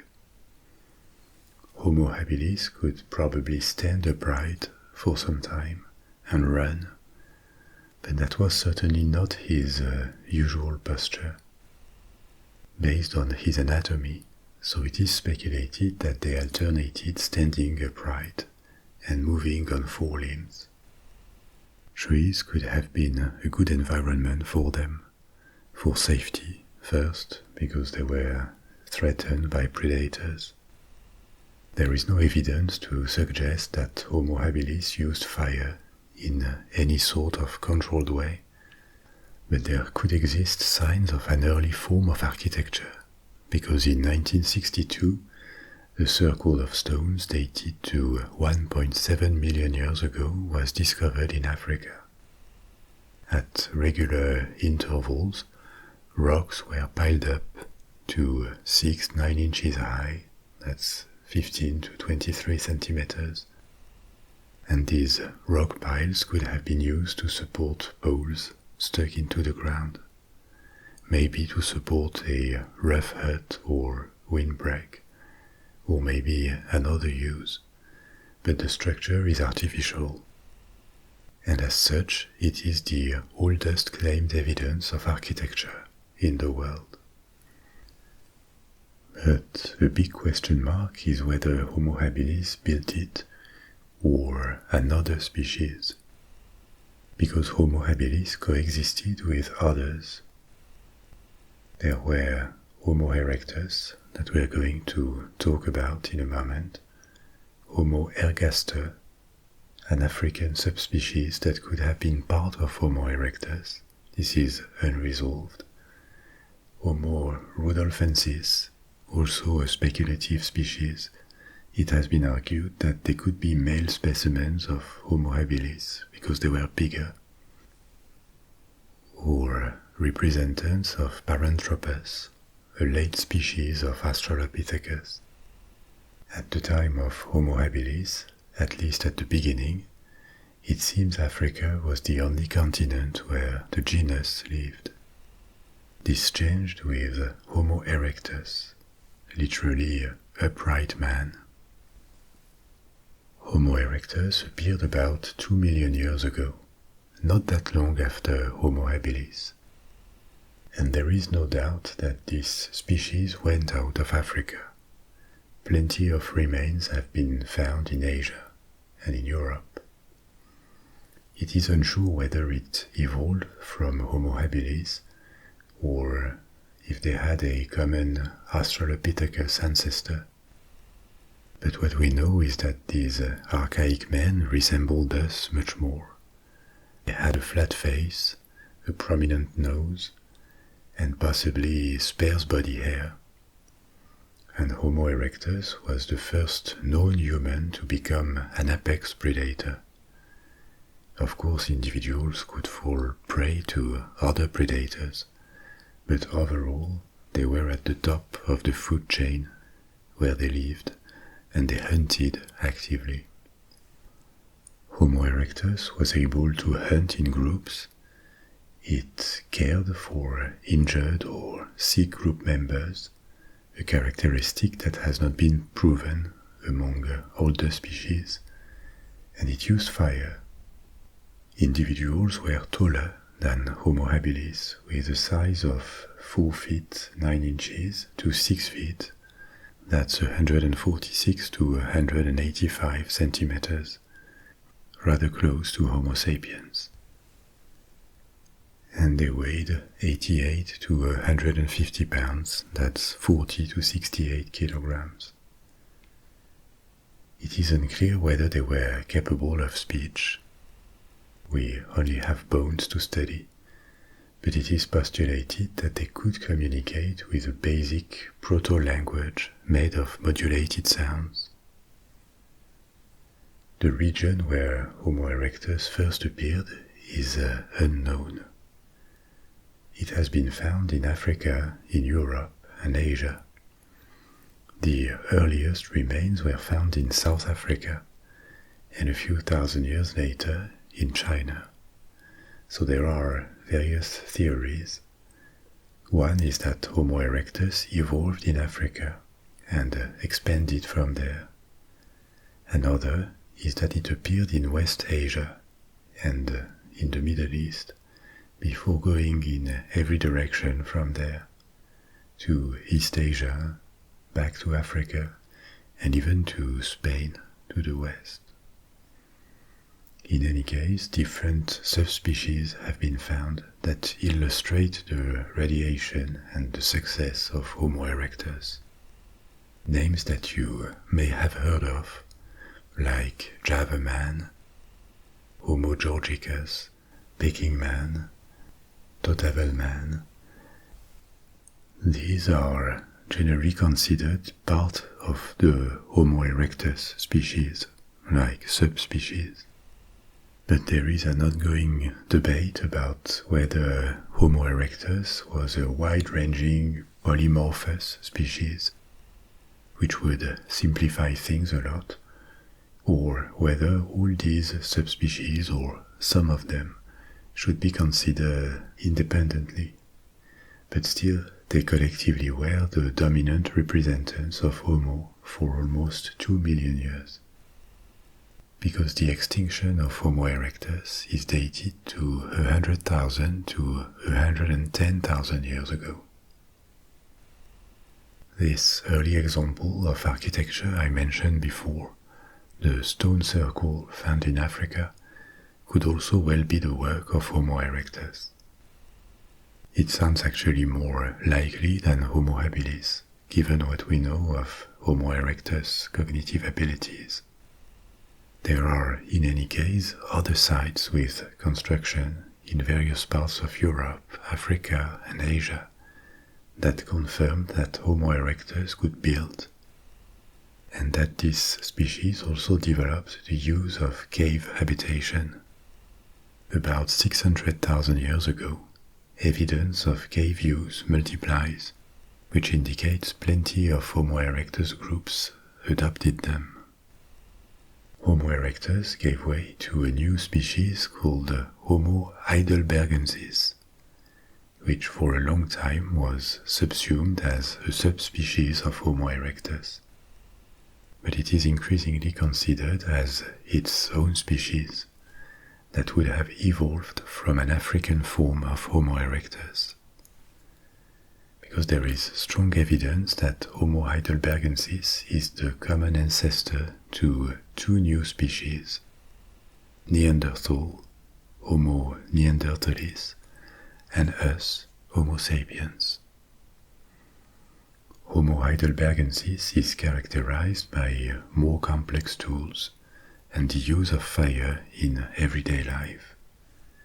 For example, the appearance of hafting technology, that is to say, attaching an artifact made of stone, in that case, to a haft to make, for example, a spear or an axe. This is contemporary to the emergence of Homo heidelbergensis, and signs of his presence have been observed in Africa and in Europe. At a time that is still disputed, Neanderthals and Homo sapiens would have evolved from Homo heidelbergensis. First appeared Neanderthal, maybe as early as 800,000 years ago, but the oldest remains have been dated to 400,000–300,000 years ago. Neanderthal appeared and lived in Eurasia, based on known remains, and lasted until about 40,000 years ago. There is an ongoing debate here again about why they went extinct, and if they actually disappeared alone, because they had a relatively small population, and they could have been bred into extinction, assimilated by Homo sapiens. In any case, modern humans still carry Neanderthals' genome in various proportions, depending on their regions of origin.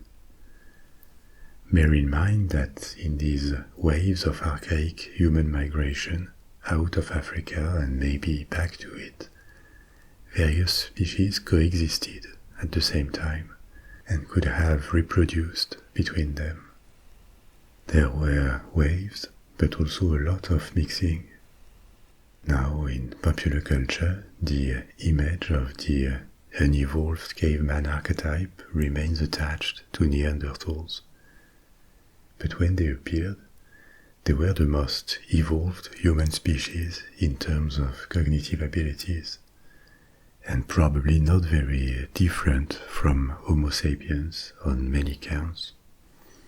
Their technology was sophisticated, way more than Homo erectus and Homo heidelbergensis.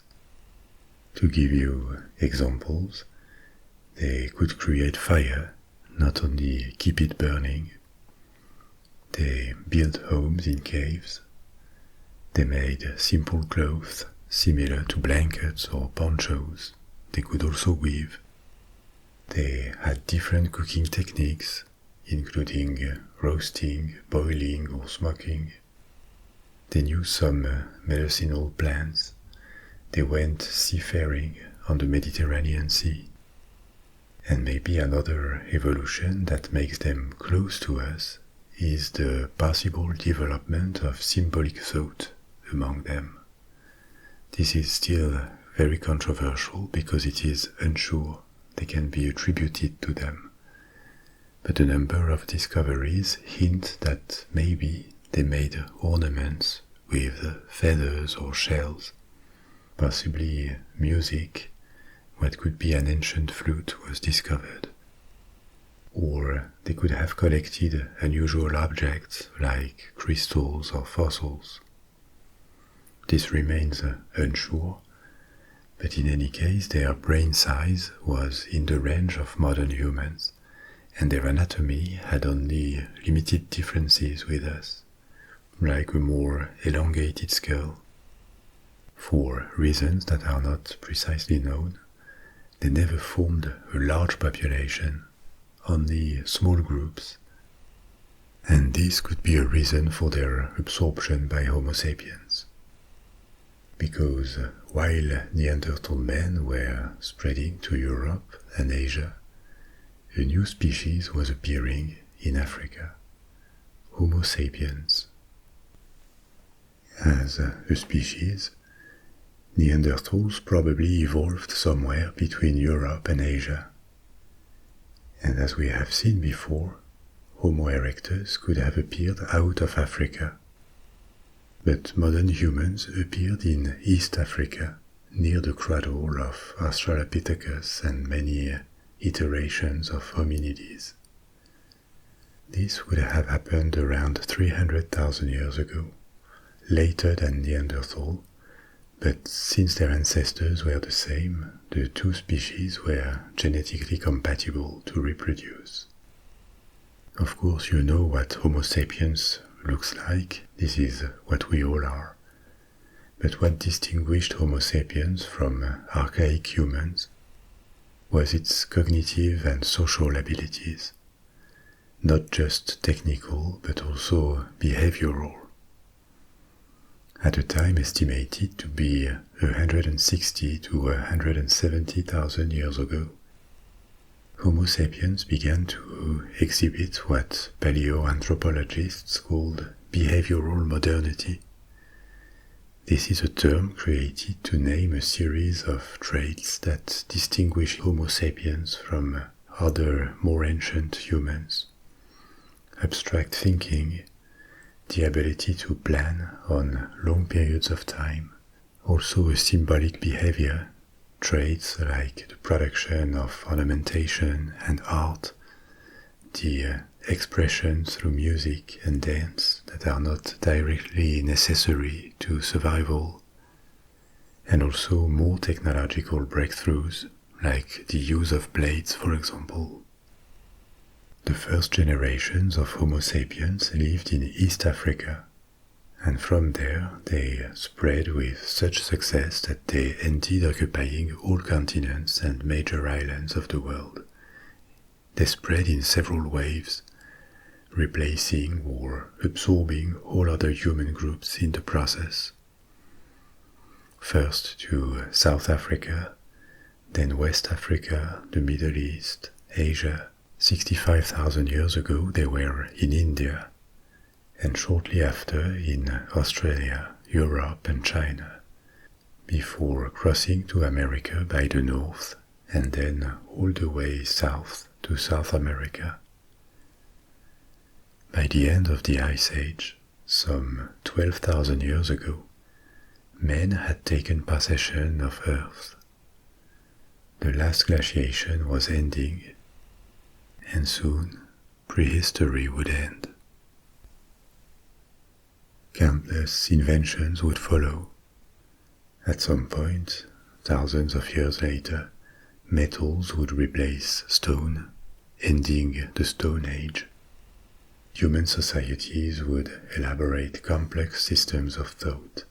They would build, fight, create, and exploit the planet for the better or the worse. The time for the beginning of history was nearing.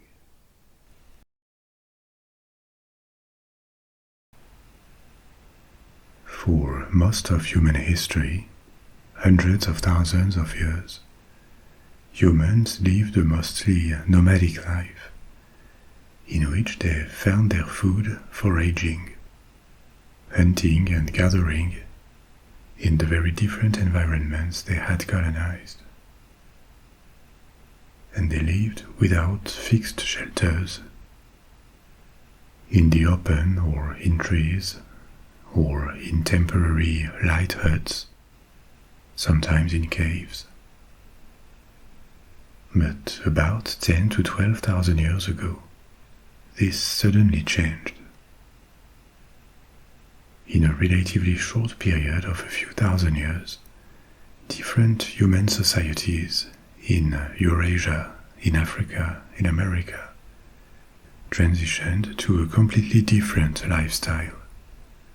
One based on agriculture, the domestication of plants into crops and animals, and a sedentary life with fixed settlements.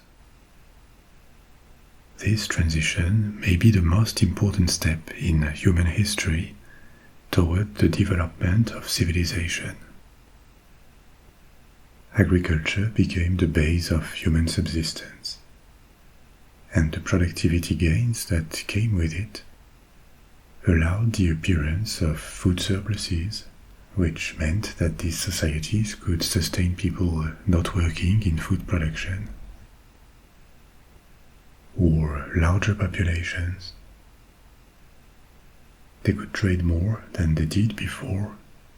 They could start a process of accelerated technical discoveries, led by craftsmen and later scholars. At the same time, their political organizations and their economies were deeply transformed by this new order. The first towns, then the first cities could appear, followed by the first states. The ownership of assets, of productive assets, began to exist, with all the consequences this brought on human societies. And these are just a few aspects of this revolution. A radical change that is also called the Neolithic Revolution, or agricultural revolution. And this is the story I will tell you about tonight. Why this transition? How did it happen? And what were the consequences? Our journey begins more than 10,000 years ago, in prehistoric times. The geological period we live in is called the Holocene, and it began around 12,000 years ago, after the previous period, called the Pleistocene, better known as the Ice Age, a period of 2.5 million years, during which the genus Homo, the group of species we belong to, this genus diversified and colonized Earth. Different species of Homo populated Earth. They were given names like Homo erectus, Homo habilis, Homo neanderthalensis more recently, and more. The family tree of the genus is still in the works. It has changed a lot in the past 40-50 years with new discoveries. And if you are interested in hearing more about this, you can go to the episode I made about the Ice Age, the Pleistocene, that summarizes the current state of understanding of our origins, from the first representants of Homo to the species we belong to, Homo sapiens, that ended replacing all others and became the dominant species on Earth. Prehistory began in the Pleistocene, and as you know, the characteristics that differentiated Homo sapiens from their predecessors, apart from physical differences, were various cultural traits that included the systematic use of tools made of various materials, wood, bone, or stone. Homo sapiens was not the first species of Homo to use tools, and various animal species also use tools occasionally. But what makes a major difference is the variety and, over time, the improvement of these tools, together with the species intelligence, in the sense that it had a capacity to adapt, to conceptualize, to express through language or art forms, and also a high capacity to transmit information, knowledge, to new generations. New individuals of the species are educated. They receive a legacy that becomes part of who they are, a legacy to which they can keep adding and then transmit it to their offspring. We are beings of culture, on a level that no other species on Earth can compare to. And we were already beings of culture long before the appearance of agriculture and sedentary life. We have been for tens of thousands of years. The revolution we are discussing tonight is one of lifestyle. Before it began, for hundreds of thousands of years, humanity had lived from foraging in nature. Prehistoric humans were constantly on the look for prey to hunt and plants to gather. Hence the term hunting and gathering, which is used to describe the existence of prehistoric men. Oftentimes, the existence of hunters and gatherers was a very mobile one, certainly out of necessity. Staying all the time in the same place could quickly exhaust food resources, whereas traveling, possibly following prey that also migrated along the year, was more sustainable when it came to food procurement. These hunters and gatherers lived in small groups, based on prehistoric archaeological records, probably a few dozens at most, forming tribes. And because the world was scarcely populated, they probably rarely encountered other humans. So for hundreds of thousands of years, this was what life was like for humanity. And the population only grew very slowly, because mortality was high, and the conditions of comfort or hygiene were really rough.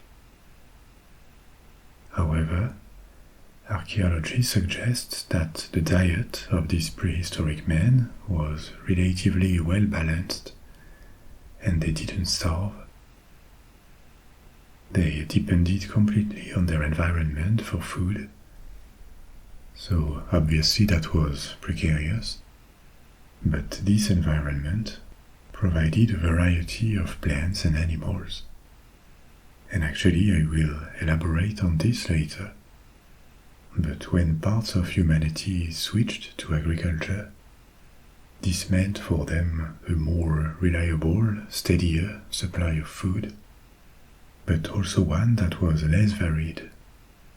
And we will see that even though the transition to agriculture permitted plenty of technical discoveries, it allowed to sustain larger populations, and it permitted the blooming of human culture and civilization. But it also had negative consequences, starting with health, due to a less variety of nutrients, or due to the proliferation of pests like rodents or insects, or bacteria and viruses. So the effects went both ways, positive and negative, and it is unsure whether the health of humans improved or deteriorated at the time of this transition. But we will return to this later on. When we think of agriculture, one of the first images that comes to mind is the cultivation and harvesting of cereals. Actually, wild cereals were harvested before agriculture appeared. They were one of the types of food that humans would collect when foraging. We know it thanks to the study of different flint blades that were used to cut cereals. The oldest traces of such harvesting of cereals were found in the Middle East, in what is now northern Israel, and they are from 23,000 years ago, a time that belonged to the late Paleolithic in that region. 23,000 years ago, this was more than 10,000 years before agriculture. So we know that for thousands and thousands of years, groups of humans spread around the world, living this nomadic or mostly nomadic lifestyle. And along all these generations, they certainly acquired a good knowledge of all the plants and animals around them, an understanding and intelligence of their environment that may have served as preparation for the transition to agriculture. But what was the trigger to it? What was the set of factors that made it occur in different parts of the world that were not in contact with each other? Because one striking characteristic of the beginnings of agriculture is that it was invented several times in different parts of the world and thousands of years apart. But it seems it had this capacity to appear spontaneously in human societies, provided a certain number of conditions were present. About 11,000 years ago, it happened in this region of the Middle East called the Fertile Crescent, that stretches from the Persian Gulf to the Mediterranean. Then, 2,000 years later, it also appeared in China and in the highlands of New Guinea at the extreme southeast of Asia. 4,000 years later, agriculture began in Mexico and in the north of South America, which were not connected at all with China or the Middle East. About at the same time, it also popped up in 3 different places of sub-Saharan Africa that were not connected between them. These 3 regions being Ethiopia, the Sahel region, and West Africa. So it seems this invention of agriculture kept happening several times in different corners of the world. Why is that? What is the dynamic in human societies or in their environment that made them settle and start to cultivate the land and domesticate plants and animals? Why did they radically change lifestyle like this? There are several theories about it that are not mutually exclusive. Several could be true at the same time. A first hypothesis has to do with the rise in temperature that would have made agriculture more viable than before in different parts of the world. And it is true that around 2000 years ago, there was a significant and long-lasting rise in global temperatures. This rise is the reason why a separation has been put between the period before the Pleistocene, the Ice Age, and our period, the Holocene. Jumps in temperatures were not a new thing. They were also observed during the Pleistocene, which was not uniformly cold.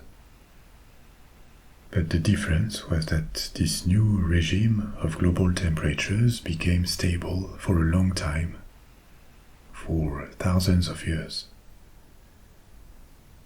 So the beginning of agriculture certainly has something to do with temperatures, or with the climate, because it happened at the same time, at least in the Middle East. That could be a coincidence, but given that temperatures and precipitations, winds, marine currents, all of this is tied and interdependent, given that these conditions deeply affect the conditions for agriculture, it is highly likely that climate change at the time was a game changer that certainly made agriculture more viable as a way of procuring food. Actually, there is no proof of that, but maybe attempts at cultivation and a settled life had taken place before. Maybe they were done regularly by tribes and abandoned because they didn't work. They were not viable until they became so, thanks to the rise in global temperatures. So this explanation by the temperatures is attractive, appealing, and it certainly played a role by making agriculture more productive, but it cannot really be considered the only factor, because this coincidence between climate change and rise of agriculture only works in the Fertile Crescent, the first region where agriculture emerged, as far as we know. In every other part of the world, it took thousands of years more. So there were certainly other triggers that are not entirely dependent on the environment, and may have more to do with human societies themselves. An old theory that tied climate and agriculture was that the change in sea currents when temperatures rose had made the Middle East drier than before,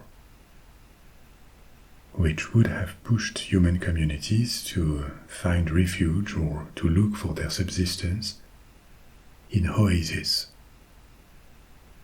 In these places, they would have been put in close contact with plants and animals that would also have moved in such oases to find food. And this would have at the same time discouraged the nomadic lifestyle, since everything was now close at hand in the oasis, and facilitated the domestication of plants and animals. This theory was elaborated more than a century ago, and for some time this was seen as a solid hypothesis. But not anymore, because it appeared that its premises were most probably wrong, based on approximative climate science. The regions of the Fertile Crescent did not become drier 12,000 years ago.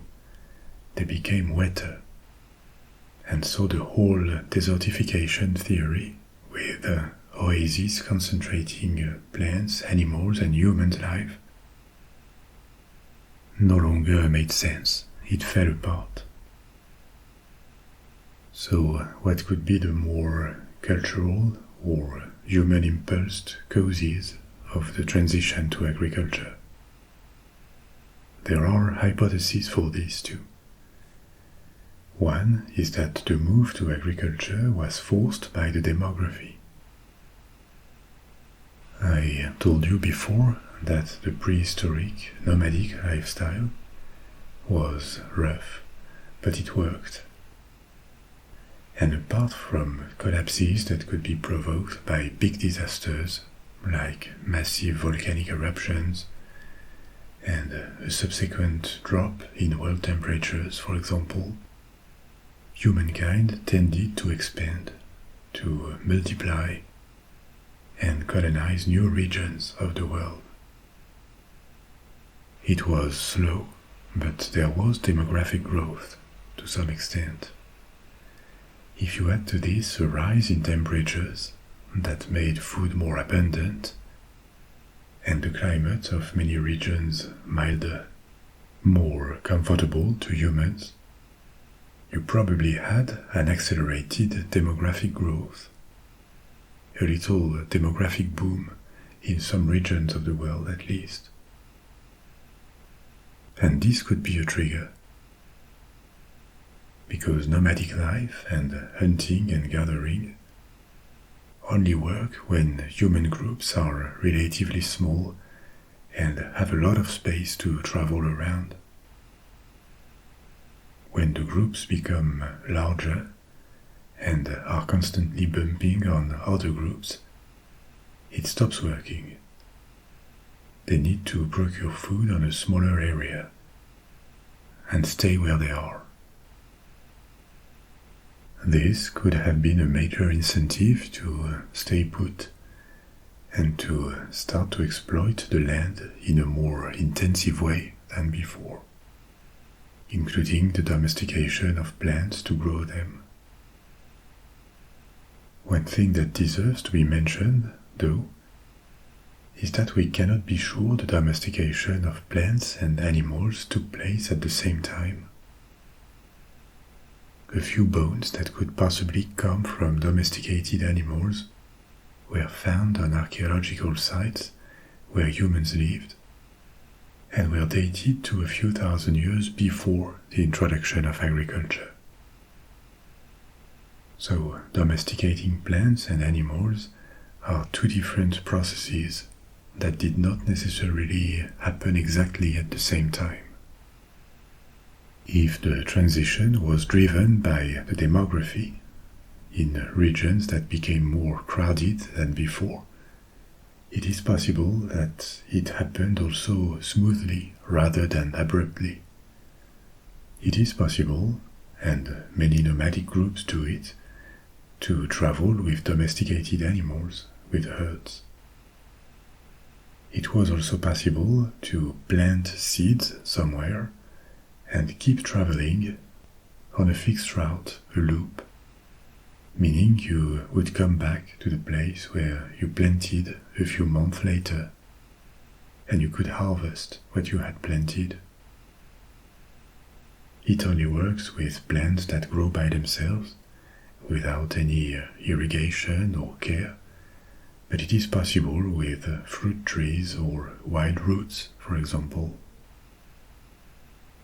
Another hypothesis that derives from demographic growth has to do with power dynamics that would have made agriculture necessary. What does it mean? When a group, a tribe, is very small, interpersonal interactions are quite intense and no official or complex hierarchy is necessary. Power within this group appears or changes hands rather organically. But when the group becomes bigger and bigger, these direct interactions between its members decrease out of necessity. People know each other less, And this means authority has to be asserted in new ways by those who claim power, a commanding position. But how do you exert dominance, authority, in a group in which not everyone knows you well? These type of questions are at the very basis of any political organization. You can reign by terrorizing everyone, but this is unstable and quite dangerous.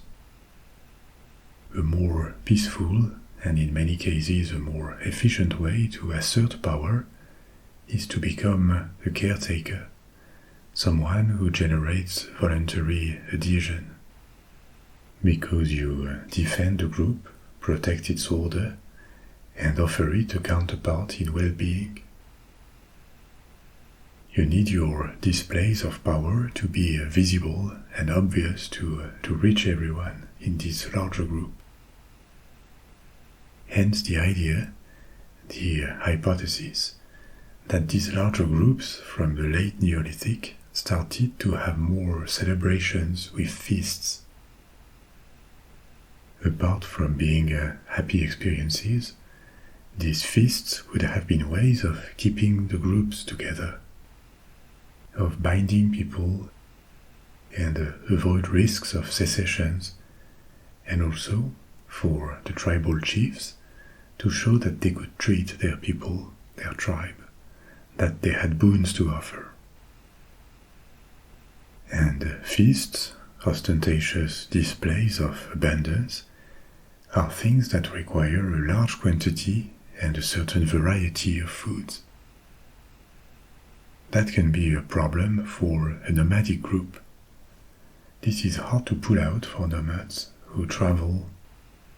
They carry limited quantities of food with them, and they cannot really plan ahead what they will eat a few days later. Agriculture, in contrast, with harvests and animals that can be eaten whenever required, are in that sense much better adapted to a group that celebrates things by feasting.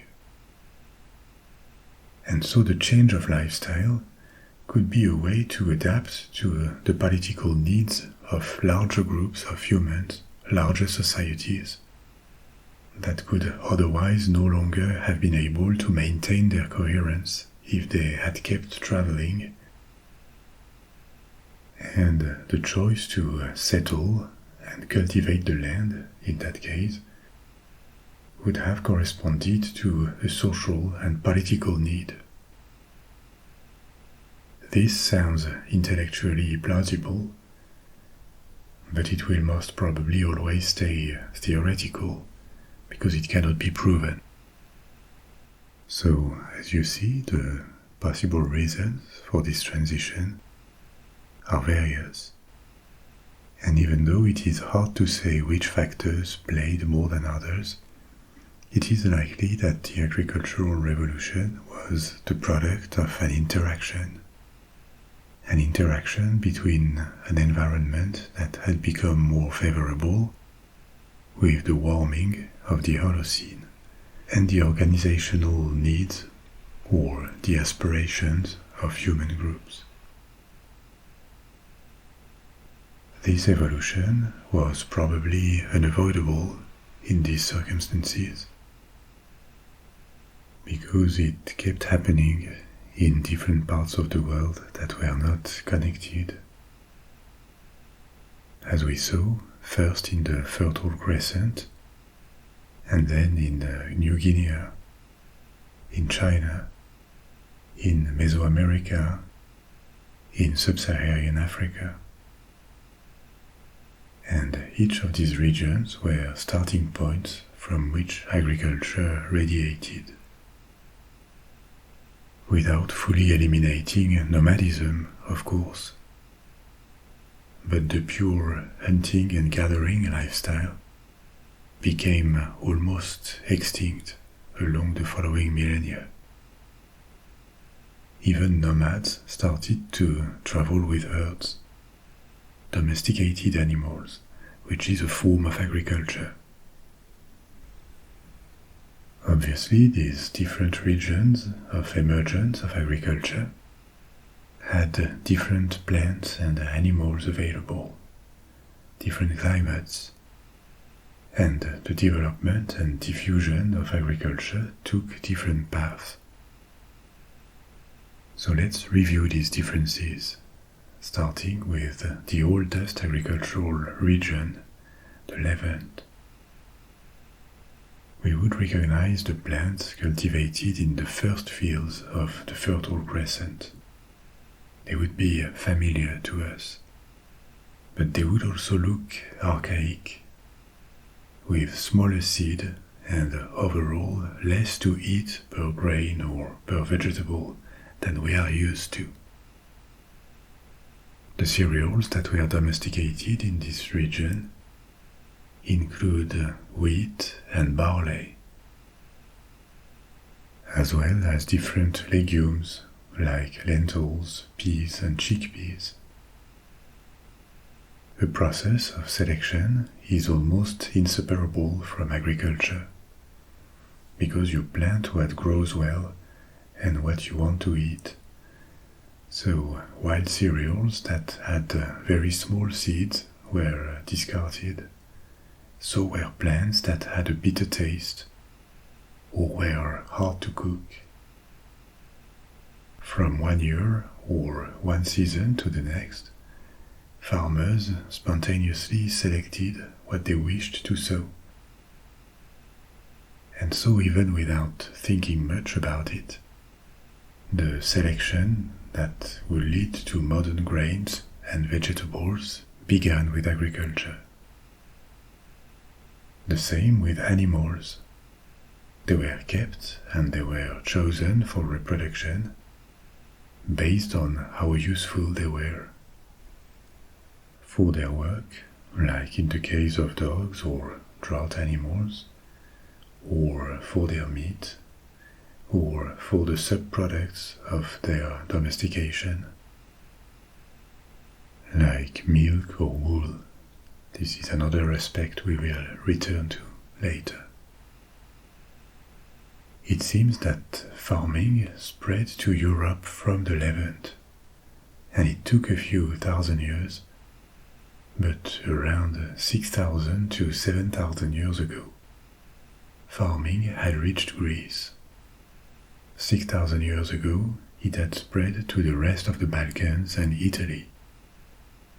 And finally, it entered Spain, France and Central Europe about 5,000 years ago.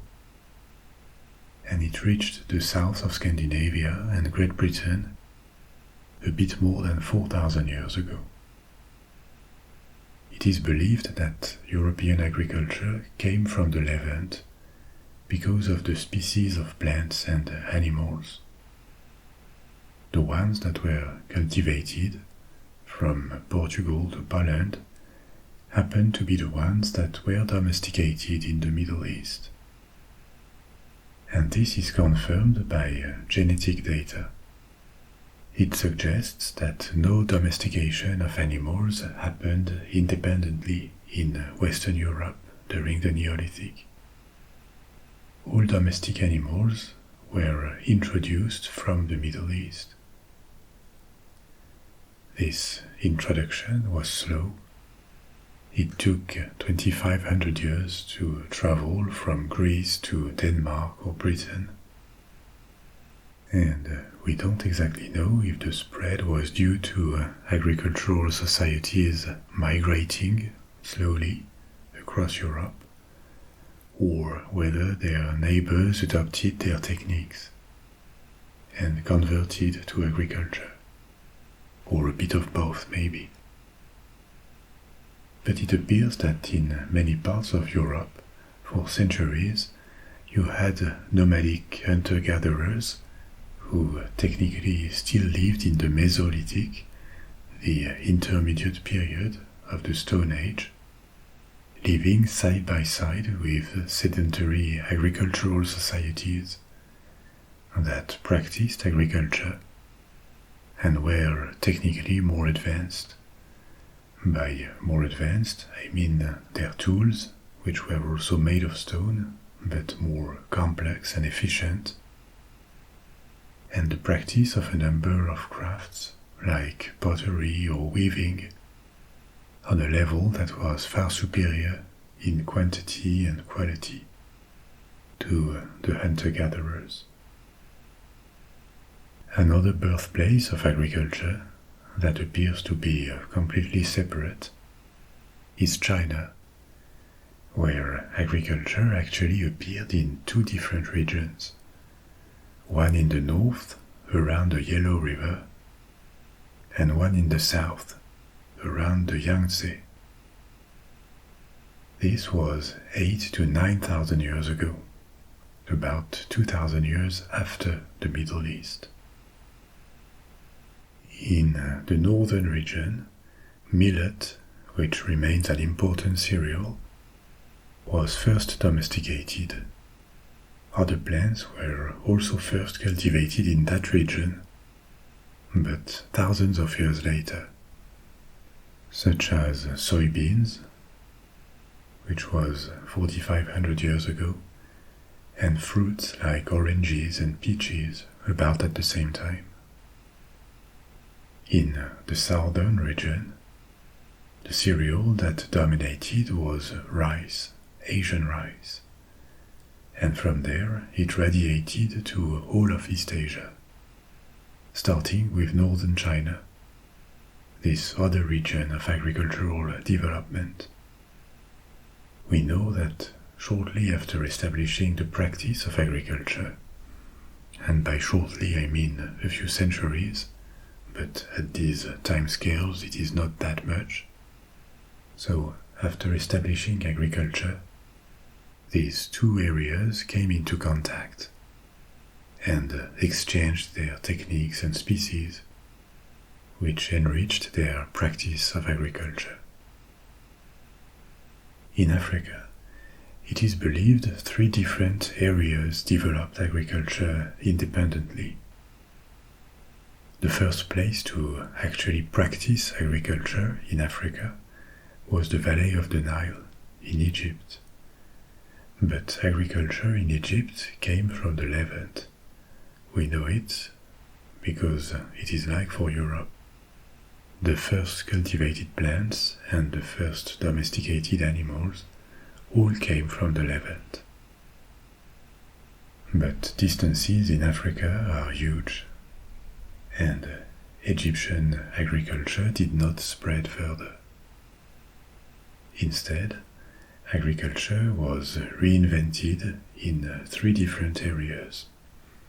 One in Ethiopia, the Ethiopian highlands, which also is one of the oldest populated regions of the world. It is close to the Rift region in Africa, believed to be the cradle of our species. So there was Ethiopia. Another one was the Sahel region, a transition region between the Sahara, which is very arid, very dry, and the wetter savannas and forests to the south. The Sahel nowadays is under pressure from desertification, with the Sahara expanding to the south. It has been for decades. But thousands of years ago, it was more favorable to agriculture. And the third area was in West Africa, in a large region going from Nigeria to Senegal. The plants domesticated in these three regions were different. They included different sorts of millet. Specifically in Ethiopia, there were plants like cat or teff, which are little known out of their region of origin.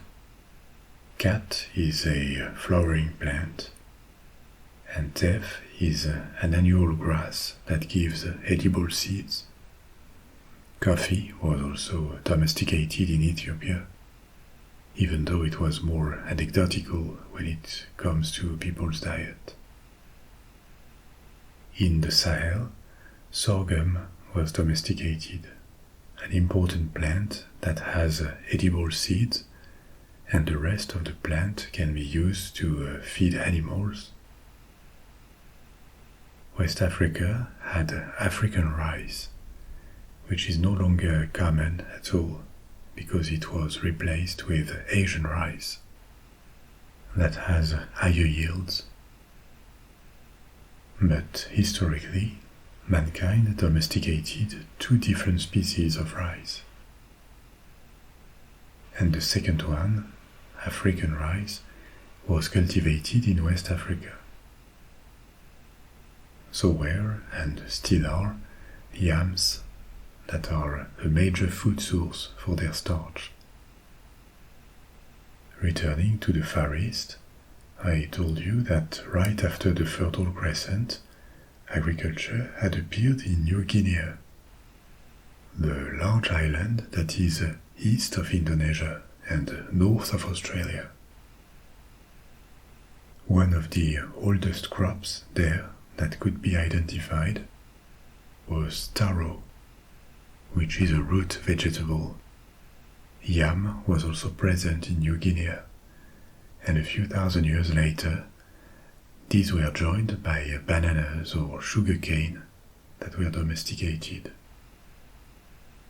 Finally, in America, North and South, domesticated crops were very different, which is one of the many elements that support the fact that American human societies were completely cut from Eurasian and African ones for thousands of years.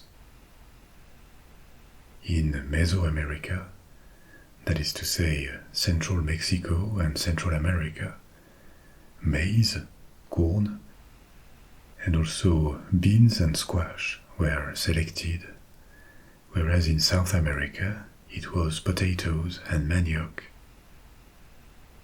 With these plants, in all regions, there was also the domestication of animals. Some of the earliest include dogs, and this was before farming and possibly even before herding. The oldest traces of dog domestication were found in East Asia, and they date from 15,000 years ago. On top of dogs, the first domesticated species include sheep, goats, pigs, or llamas in South America. Now that we did this little overview of the possible causes and the timeline of the emergence of agriculture around the world, what were the consequences? What did the invention of agriculture change to the way humans lived, socialized, built, or even saw the world around them? What they believed in and how they conceived their place in the world? Because starting to cultivate, turning wild species into allies or animals to be exploited, becoming less dependent on what nature offers every day to an extent, this cannot go without an intellectual, a conceptual revolution too. So let's take these different aspects in order. First, what did agriculture change to human societies? It would be tempting to suppose that agriculture helped or accompanied a demographic boom around the world. More food, security by staying put instead of traveling in the wilderness, more comfort. This could lead to an increase in the population. But this is rather counterintuitive. This is not what is observed. Estimates of the world's population from 10,000 years ago have to be taken really cautiously. These are just orders of magnitude derived from estimates of the world's population density based on what nature could provide. and also deductions made from archaeological records. So maybe the real figures were only half or 2 or 3 times more than the figures I'm going to give you. What is relevant here is that no increase in population was observed after the introduction of agriculture. By 10,000 BC, that is to say 12,000 years ago, the world's human population is estimated to have been around 4 million, less than 1,000th of what it is today, with a slow growth pattern that took it to 5 million by 10,000 years ago.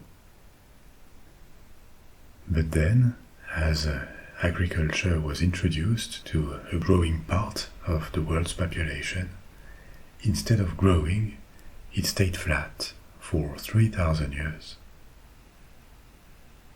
The real demographic takeoff started after that, around 6,000 years ago. But why is that? Why did the introduction of living conditions that apparently were more favorable had this counterintuitive effect of stopping demographic growth? Here again, there are theories, and they revolve around the negative side effects of sedentary life. I mentioned it earlier. Agriculture may have permitted a steadier supply of food, but it probably also deteriorated the variety and the quality of people's diet, at least initially. The nutritional standards declined. That sounds counterintuitive, but it is confirmed by archaeology and the study of skeletons. In average, the transition to a cereal-based diet, which also meant less variety of plants, less animal proteins, this came with an increase in infant mortality, shorter people, and overall a decrease in life expectancy. A number of deficiencies that were not observed among hunters and gatherers were found in ancient agricultural societies. There were more infectious diseases or inflammatory or degenerative diseases, possibly favored by too much cereal-based food, and lacks of vitamins or minerals causing pathologies like anemia, and mineral disorders like osteoporosis and teeth problems were also observed. This could be an explanation for the absence of demographic growth along several thousand years. Agriculture could have improved the quantity of food, but on the other hand, it affected the quality of the diet. Another unintended consequence of farming could have been the multiplication of pests around human settlements. Due to higher densities of population, rodents or insects that live on the food production and the trash of humans would have proliferated, and with them pathogens. And yet another possibility is that fixed settlements made conflicts, wars between groups more likely and more frequent. When people become attached to a certain land that their survival depends on, instead of just going away when the presence of neighbors bothers them, the likelihood of conflicts for land becomes much higher. So, despite producing more calories and improving comfort, agriculture could also have stimulated conflicts. And this would also have limited the population and the life expectancy. This points to another consequence of sedentary life, farming and herding. Prehistoric groups of hunters and gatherers probably ignored the concept of property, of ownership. Beyond personal property like clothes, tools and weapons, maybe a few ornaments like jewels, there was nothing to possess in these groups, no houses, no land, no animals, and even no reserve of value like precious metals, because there was just nothing to buy.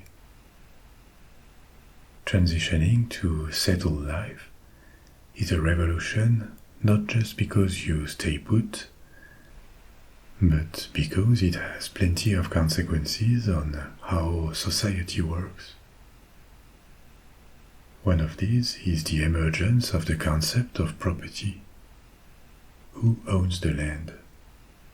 Who owns the permanent shelters that people now live in? Who owns cattle and other herds of animals that can be assimilated to productive assets? So, with the emergence of these questions, secondary consequences of getting settled appeared. The need for laws, for new codes in societies, new rules, new relations of power, more distinction between individuals based on their wealth and power within their community. In a hunting and gathering tribe, social status may depend on your capacity to contribute to the food supply, on your physical strength, on your fertility, on your craftsmanship maybe. And these remained valuable skills in a settled society. But a new factor of social status became property that could compensate for someone's physical weakness or become an attribute of power. That changed society and turned property into something desirable, be it for status, material security, or comfort. Another social consequence is an increased specialization of people. As we also saw at the beginning, the increased food production was what allowed a minority to do something else than produce food all the time. Craftsmen, priests, warriors, commanders are people who spend all or part of their time on other things than food production or preparation. And these functions multiplied with settlements, allowing faster technical improvement, discoveries, and also contributed to a completely changed society, with new hierarchies and a more complex organization. These functions existed before, and indeed there was technical progress along prehistory. But the Neolithic Revolution acted as an accelerator, a dramatic one. Another possible consequence of the agricultural revolution is on humans' perception of their relation with nature and their place in the world. What I mean by this is that when you live a nomadic life on the land, just hunting, foraging, you are part of nature and you need to fully adapt to it to survive. You have no control over your environment. This changes just a little bit at first, and then more and more when you settle and start farming or raising domestic animals. Nature is no longer something that you take as it is. It becomes something that you can transform and exploit, at least to an extent. Even today, we are not fully independent from nature, obviously, and climatic or geological disasters can still deeply affect us. But the environments in which most of us live are very artificial or transformed by mankind. By this I mean that we have strongly transformed nature, our houses, our gardens, our cities, or even villages. It is all man-made and controlled. There are elements taken from nature, but very few wilderness.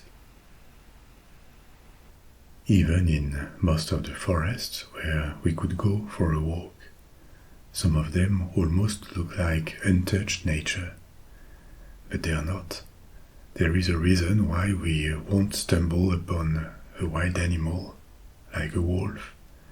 It is because wild animals have learned to fear us, or because in many places we eliminated them. So, apart from really remote and wild regions, we modified nature, for better or worse. We changed our relation to it by seeing it as something to be transformed, to be exploited, instead of being accepted as it is. To varying degrees, all societies that practiced agriculture and domesticated animals, including native primitive societies, changed their view of nature by doing so. And this certainly facilitated the process of mental separation of humans from their environment. Some scholars have argued that the evolution of beliefs, of religions, in increasingly settled and complex societies, from animism, the belief that there are spirits in every natural thing and phenomenon, to polytheism and later monotheism, with a single god believed to have created humans in his image. This could be an illustration of this evolution of the conception of nature and our distance to it, from humble inhabitants of nature to masters of it. This is another debate, but the point is that agriculture and settlement were probably prerequisites for this intellectual or conceptual revolution to take place. One last example of deep changes brought in by the agricultural revolution could be the multiplication of products that became available to humans, contributing to enrich their material life. When you think about it, as a hunter, animals are interesting essentially for their meat, and to a lesser extent for their skin or their fur, possibly their bones. But you kill them first, and only exploit the carcass of an animal once. In contrast, domestication made a wide range of animal products and services available to humans, elevating their comfort.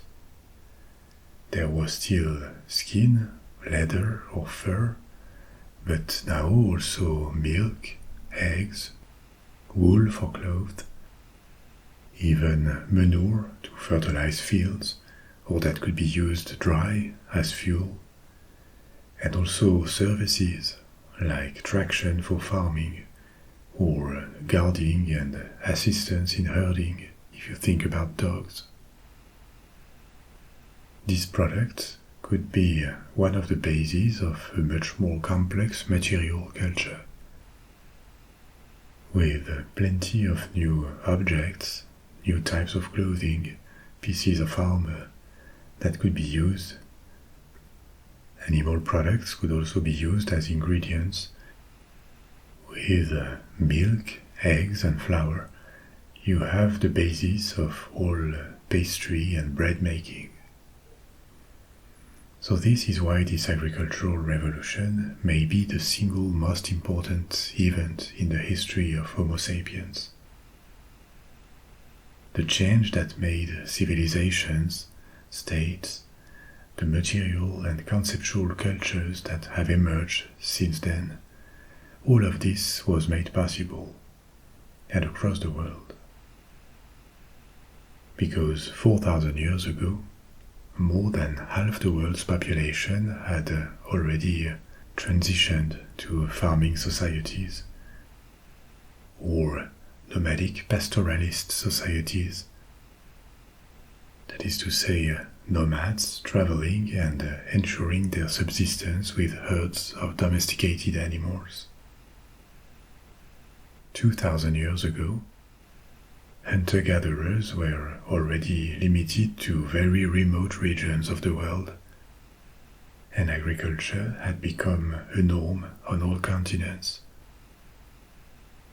including for these people in North and South America, in Europe, in parts of Africa or Asia and Australia that lived relatively far from the centers of invention of agriculture.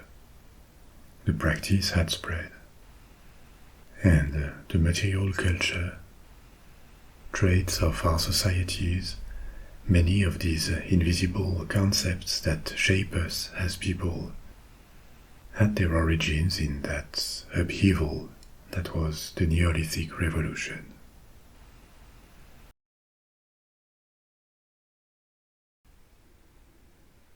Tonight, I take you on a museum tour, a private visit, just for us, and I will be your guide. We are in Santiago, Chile, at the Museo Nacional de Historia Natural, the National Natural History Museum, and they were kind enough to let us in for the night. When there are no visitors, the lights are dimmed, and the halls, the corridors, the rooms, the high roofs, all the items on display just quietly wait in suspended time. We have a lot to discover: fossils, zoological exhibits, displays with all sorts of ancient cultural artifacts, and I have tons of things to tell you about paleontology or archaeology in general and in this corner of the world, and also about natural history museums or galleries and this building itself, which has a history of its own. If you ever visited natural history museums in cities like Washington, London or Paris, and many other cities, you're going to be familiar with the main gallery that is at the center of the building. Typically, this is a place to display large animals, and here we have an entire whale skeleton which has been here for more than a century. This is a sei whale, one of the largest animals on Earth. In terms of size and weight, the sei whale is only topped by the blue whale, which can weigh up to 200 tons, and the fin whale, up to 77 tons. They can be found in all oceans on Earth, and they are rarely seen from the coasts because they prefer deep offshore waters. As you know, whales belong to a group of aquatic mammals called cetaceans. But what do these terms, mammal, cetacean, whale, exactly mean? What are these different categories? The broadest, the most encompassing one is mammal. I told you about them in several past stories. Mammals are a very large group of vertebrate animals which are characterized by the presence of mammal glands in females, and they feed their young with milk. There are other things that distinguish them. Another one is that they have fur or hair, even though sometimes it is barely visible. And they also have 3 middle ear bones, which are hard to find because they are among the smallest in their bodies.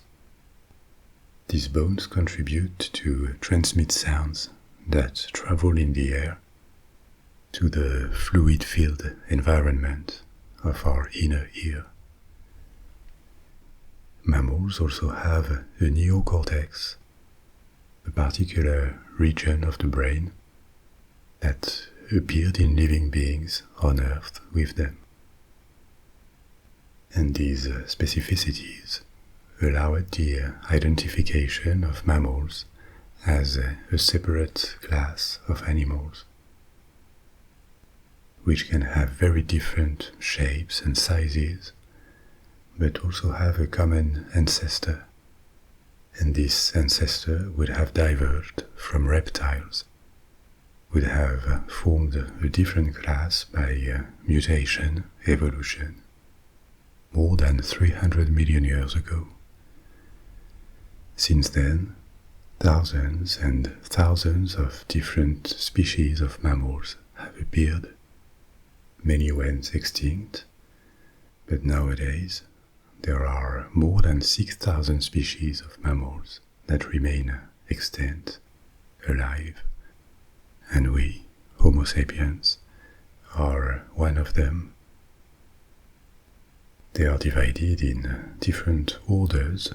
There are 29 of these orders, like rodents, bats, primates, and these orders are themselves divided into infra-orders, subcategories. Cetaceans are one of these subcategories. They represent a small portion of mammals. The study of their evolution history suggests that cetaceans come from terrestrial mammals. One of the oldest members of ancient cetaceans is an extinct amphibious animal that has been called Pachycetus. It looked a bit like a wolf, about 3 to 7 feet long. It was carnivorous and lived in and around water, where it ate small animals and fish. It is believed that its lifestyle was comparable to seals. But Pachycetus had 4 very well-defined legs based on the fossilized skeletons that were found. And this animal lived about 50 million years ago.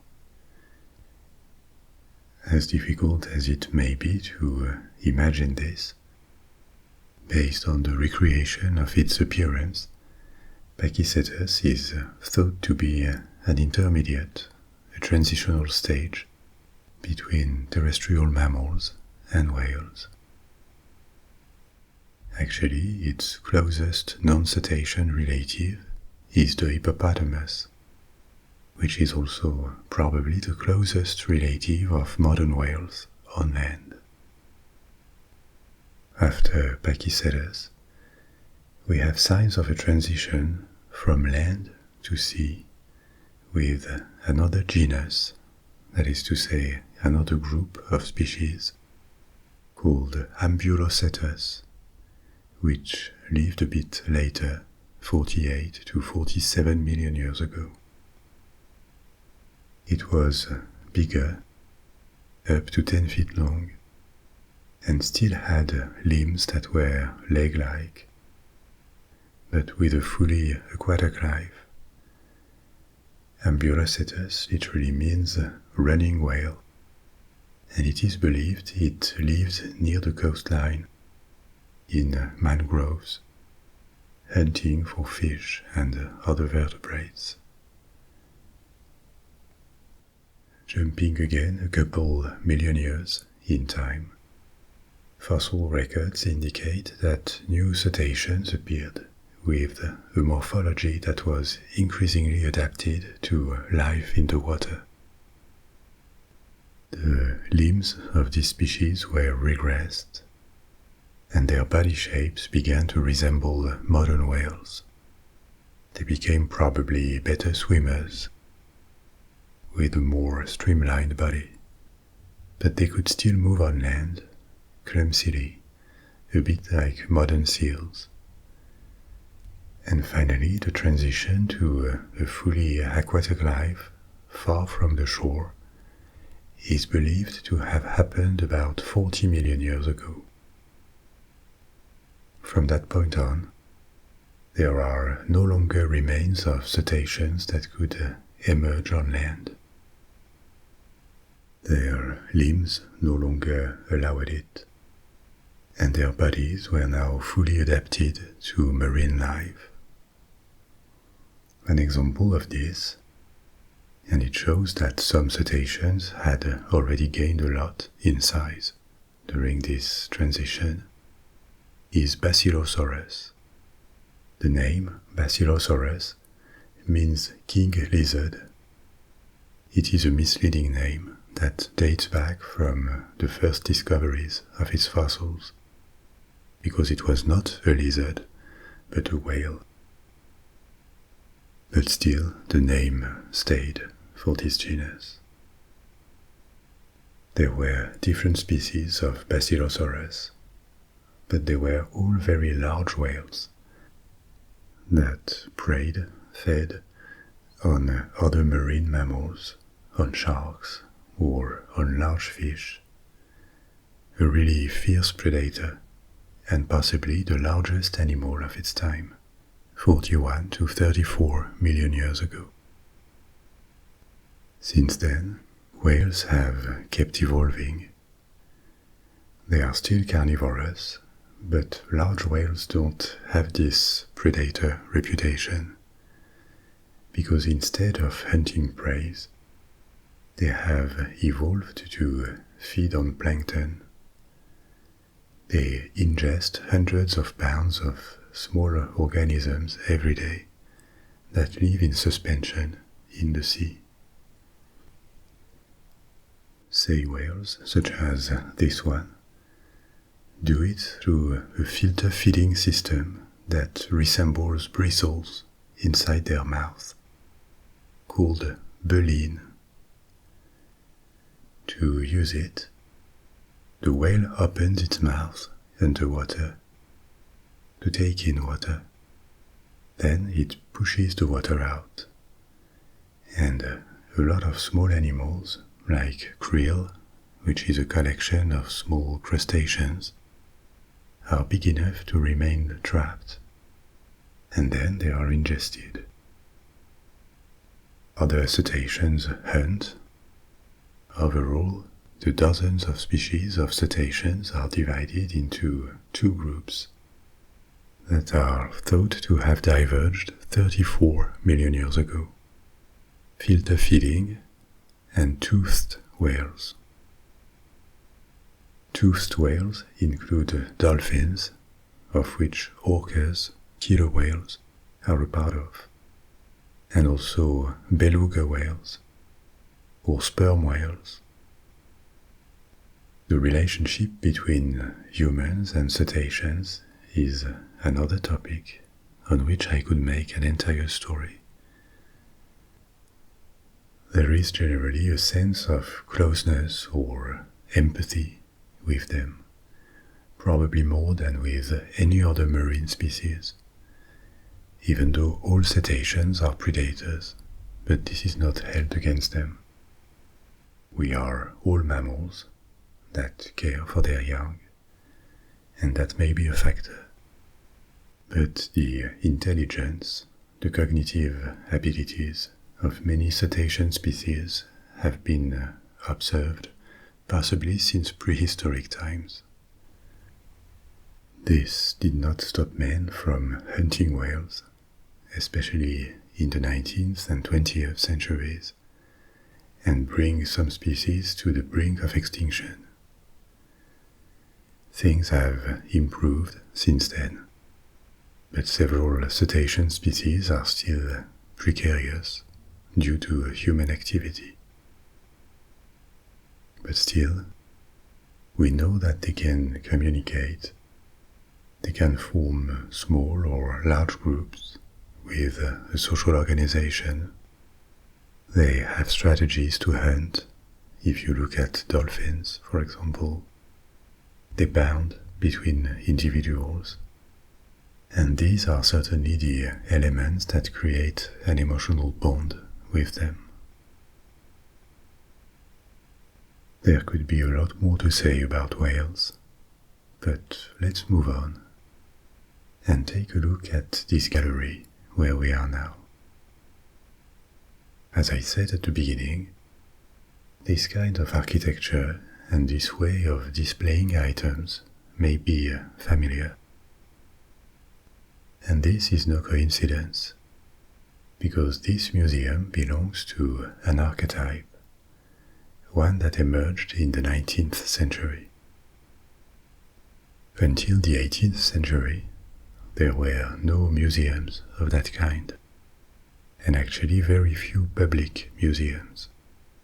In Europe, there were royal collections in some European countries that could be open to the public, and there were private collections which multiplied in the 18th century and were also called cabinets of curiosities or wonder rooms. The first public museums, owned or supervised by states, opened in the second half of the 18th century. For example, the British Museum opened to the public in 1759. But at the start, you had to apply to be admitted. Only small groups were allowed in, and in practice this limited access to the upper class or upper middle class, or scholars, experts. Then, over time, they became more democratic, and were increasingly seen as tools to educate the public, to make science advance. And the policy completely changed, from limiting access to trying to make as many people as possible visit.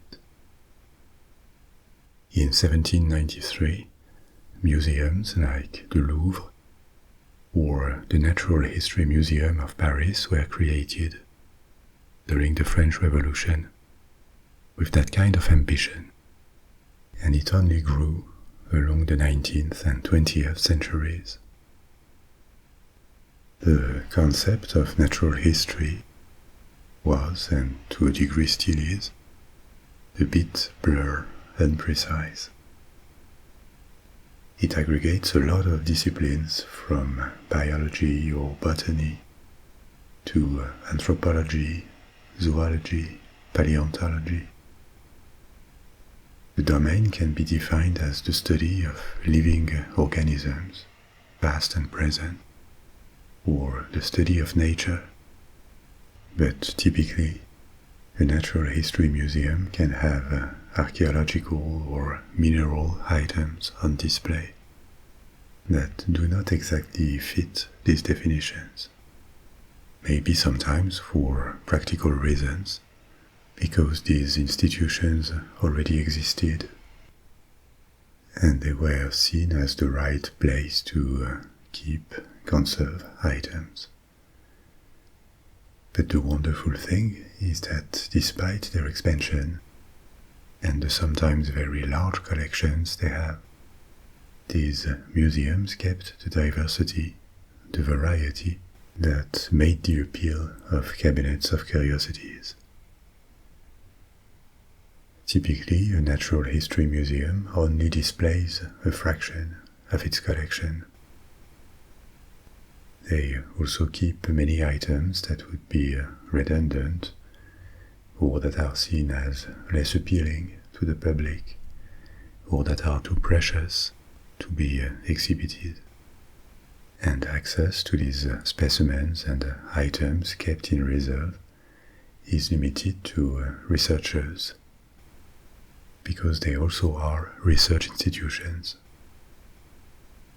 And this modern definition of the Natural History Museum is from the 19th century. Chile's was created relatively early, in 1830. It was the first one in South America. But the building we're in did not exist yet. This building is from 1875. There was an international exhibition in Santiago, and the park where the museum is located was where this exhibition took place. There were temporary pavilions of the countries that participated, and this building was like the centerpiece of the event.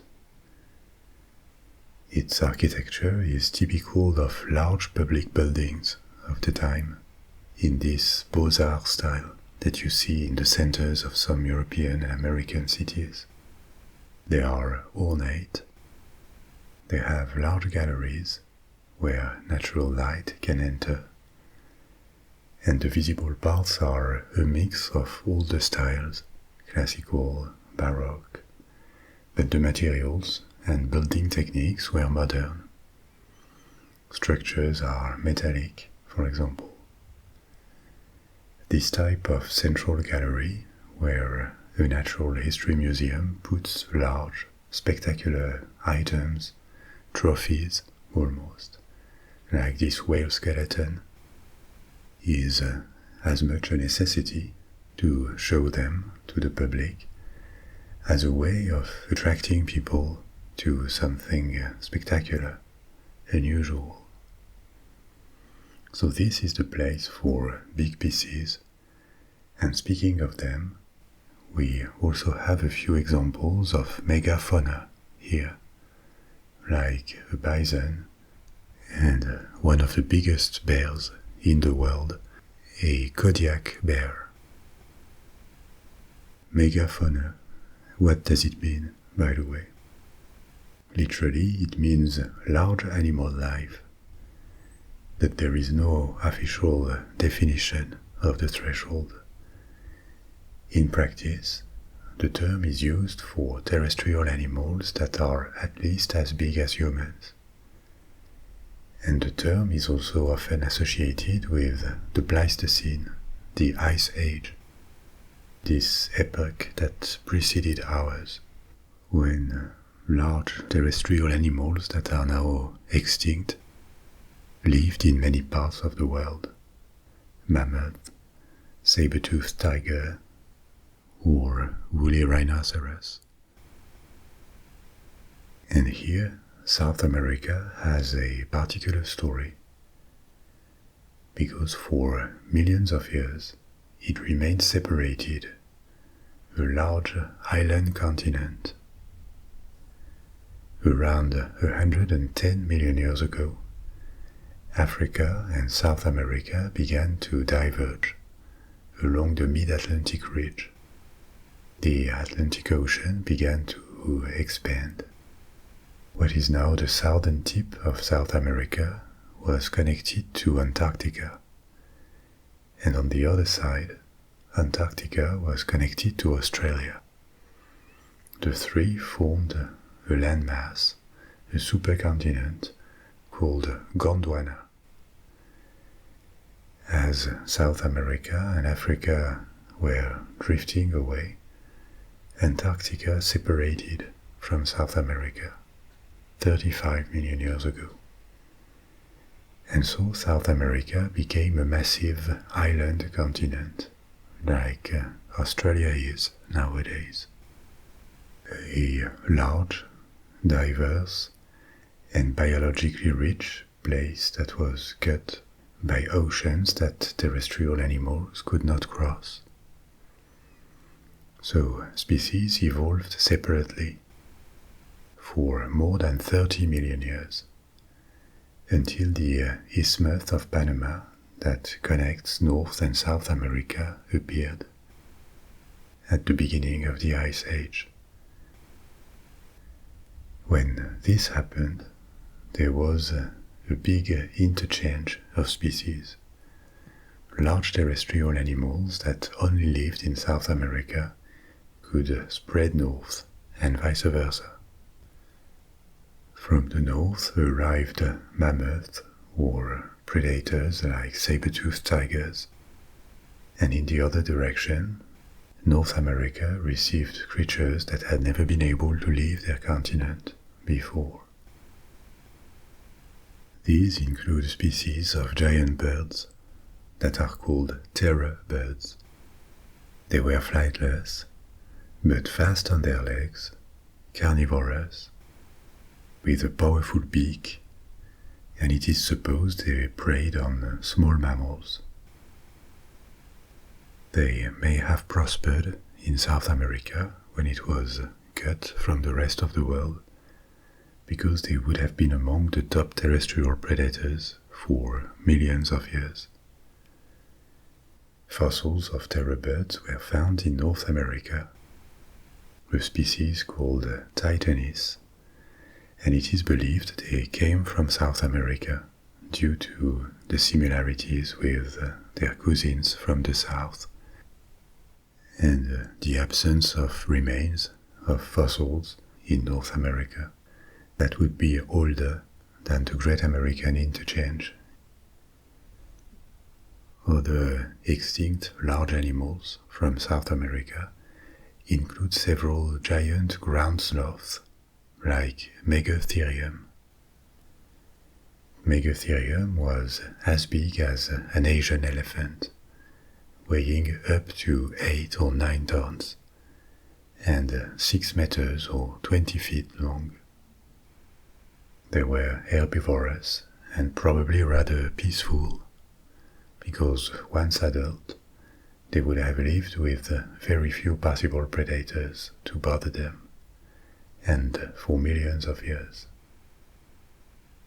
Like other large mammals, Megatherium went extinct around 10 to 12,000 years ago, at the end of the Ice Age.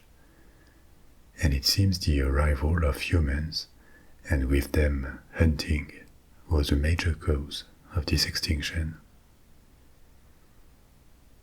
Part of the megafauna made it through our epoch: elephants, big cats, horses, or bears. And here we have a Kodiak bear from North America, also known as the Alaskan brown bear. This is one of the 2 largest bears alive today, together with the polar bear. Physiologically, the Kodiak bear is very similar to other brown bear subspecies, like the grizzly bear, for example. But apart from the regions they inhabit, the difference is the size. The Kodiak bear typically reaches 300 to 600 kilograms, that's 660 to 1300 pounds. And that's almost double the weight of other brown bears. The only native bear species in South America lives in the north of the Andes Mountains, in Colombia, Ecuador, Peru, and Bolivia, and it is called the spectacled bear. It is mid-sized, mostly herbivorous, even though its diet can become opportunistic when need be. Then we have a bison, another North American animal. The vocabulary can be a bit misleading here, because bisons are often referred to in America as buffaloes. But in the classification of species, buffaloes are Asian and African animals, that are only related to bisons. They are all parts of a tribe, Bovini, that split about 5 to 10 million years ago into the buffaloes and another group leading to bison and taurine cattle. So in evolutionary terms, bisons are actually closer to cows than to buffaloes, but they are bigger than all of them, especially the American bison. The other extant species is the European bison, which can be a bit taller but not as heavy. American bisons were almost wiped out in the 19th century. Their population dropped to a few hundreds, but ranchers preserved and regrouped herds to save them. Then conservation measures were taken, and since then a healthier wild population has reappeared. The particularity of their behavior is that they travel in herds of the same sex. There are herds of females and of males. At 2 or 3 years of age, the bulls leave the herds of females and join a herd of males, which are generally smaller than female herds. They don't include the young. These two types of herds meet and stay together for a short time for the reproductive season at the end of the summer, and then they part ways again until the following year. Let's move on, and the next room is going to take us much farther into the past with ancient marine reptiles.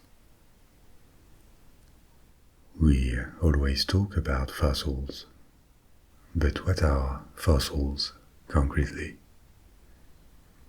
The term fossil comes from Latin fossilis, obtained by digging, and it covers all remains, impression, or trace of any once living thing from a past geological age. It can be bones, shells, stone imprints of animals, objects preserved, for example in amber, petrified wood.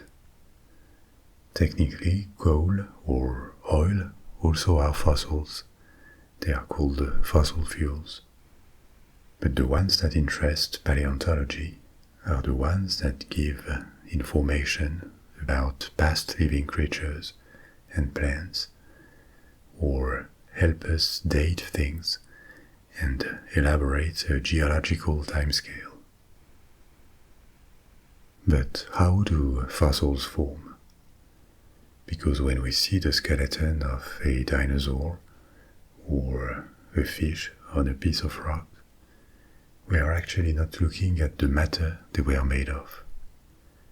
We are looking at an imprint or a natural recreation of their shape with mineral material, not the original organic material that made their body. There are several processes that are possible. The first one is called permineralization. It is when an organism of bones and tissues, animal or plant, is covered by a protective layer of sediments, for example, before it decomposes. In some cases, the parts, the spaces that were filled with water or gas when the organism was alive are progressively and very slowly filled with underground water, carrying minerals. These minerals stay, and the groundwater seeps into the pores of organic tissue and forms a crystal cast with deposited minerals. This happens on a cellular level, And this is why these fossils are sometimes very rich in information, because if they are in a good state, they are an extremely precise cast of the animal or plant. Eventually, the original tissue loses all its original water and air. Remains only the cell walls, taken in a mineral cast. Most dinosaur bones are of that nature. They are permineralized, and so is petrified wood. Another process is called orthogenic mineralization. In that case, it is not that the object is progressively modified, replaced by the passage of underground water that brings and leaves deposits of minerals. It happens when it is plunged in an environment which is saturated in a particular mineral. And due to this environment, a precipitation or recrystallization takes place. The minerals that were floating in water, in liquid, form solid deposits.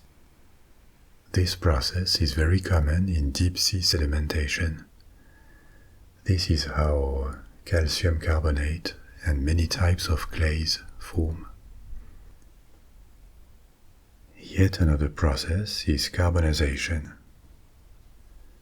This is the complex process that turns organic matter, like plants and dead animal remains, into carbon. Several chemical reactions take place that take out hydrogen and change the molecular structures. It is not the same as coalification. Carbonization is a series of chemical reactions, whereas coalification, the transformation of dead vegetation into coal, is a much larger process. It happens when dead vegetation was protected from biodegradation and oxidation, typically in wetlands. A dead tree falls into the mud or water, and in this protective environment, it turns into turf or peat. Eventually, giant peat bogs were deeply buried by sediments, and under a big layer of sediments, heat and pressure increased, which caused the loss of water, of methane and carbon dioxide, and left essentially carbon. This is how coal deposits formed, and also why their quality and energetic potential can vary a lot, because the coalification process depends on the heat and pressure conditions, and it takes millions of years. Now, returning to fossils, sometimes what we call fossil is a plaster cast of a shape, like a footprint, that has been miraculously preserved, and in that case, the fossil is the information, but the material to visualize it is modern and man-made. The discovery that fossils were natural replicas of dead organisms, and later the ability to date them by analysis, were giant leaps forward in the exploration and dating of extinct species. That applies to what we have here, marine reptiles. Nowadays there are still several varieties of reptiles that are adapted to aquatic life. They include sea turtles, sea snakes, and less common species like marine iguanas and saltwater crocodiles. But they had many, many predecessors, and some of them gigantic,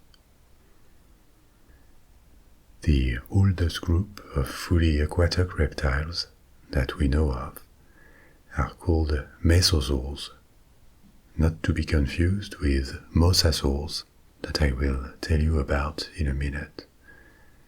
A mosasaur is the giant aquatic predator that appears in Jurassic Park movies.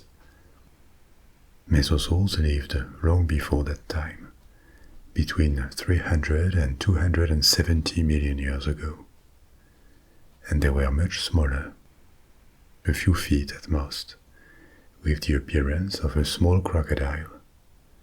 But just the appearance, they were not apparented to crocodiles. Like with the case of cetaceans we talked about before, marine reptiles are an example of terrestrial life becoming amphibious and then returning to the sea. We lose the trace of mesosaurs 270 million years ago, but the niche they occupied did not disappear.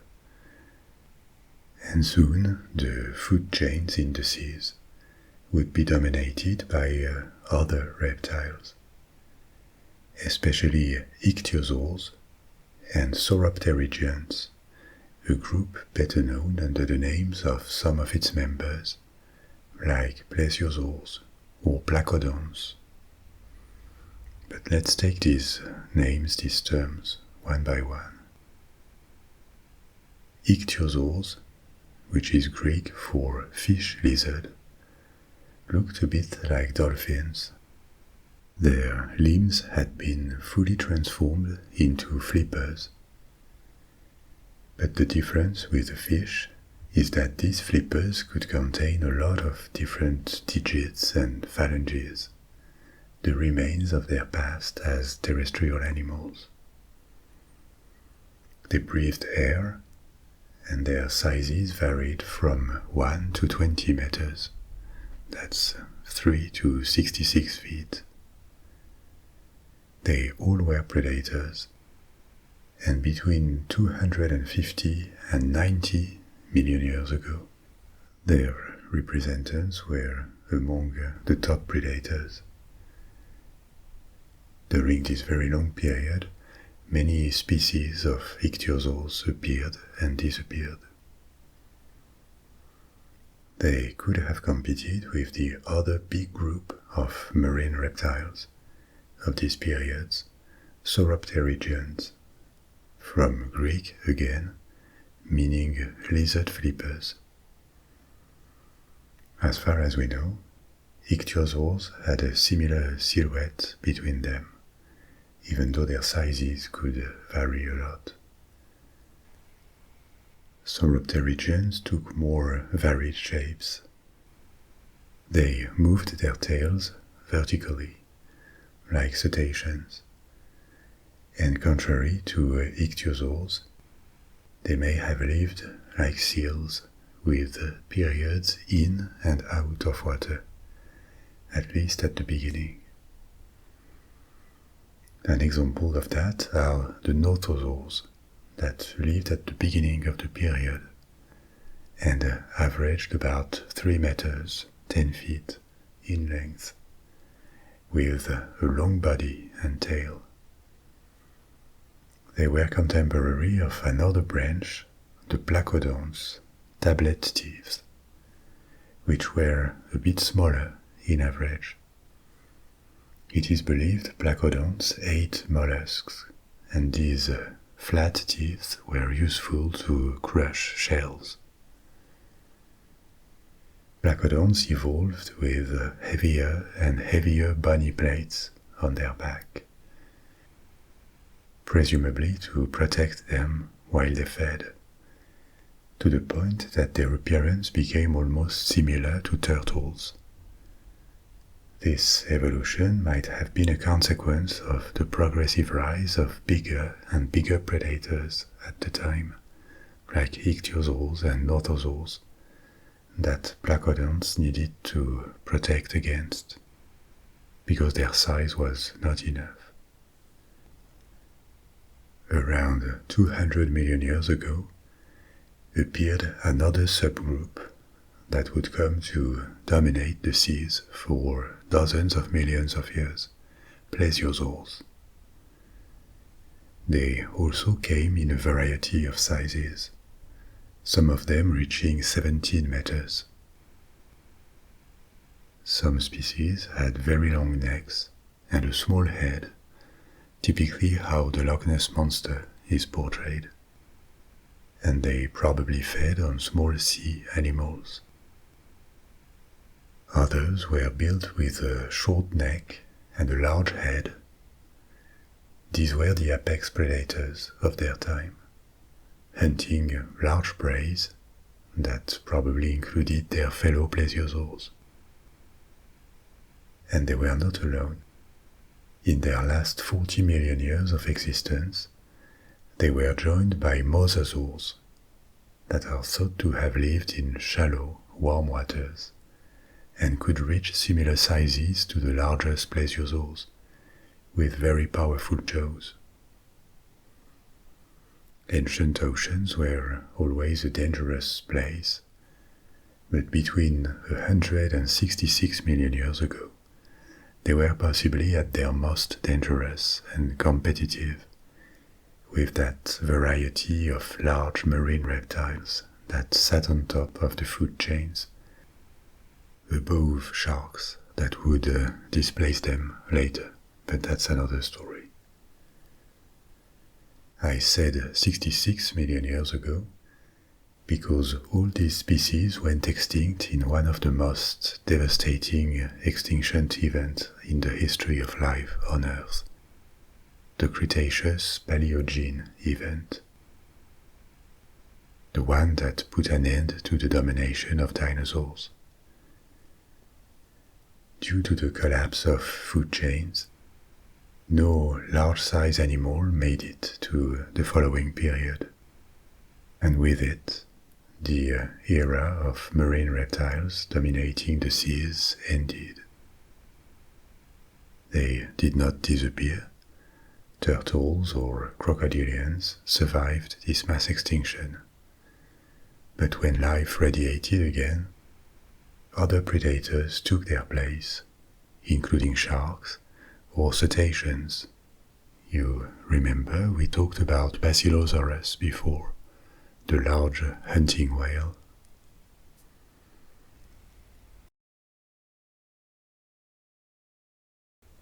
I'll be back soon with another story, and in the meantime, I wish you a good, restful sleep. Sleep well. Sweet dreams. Au revoir.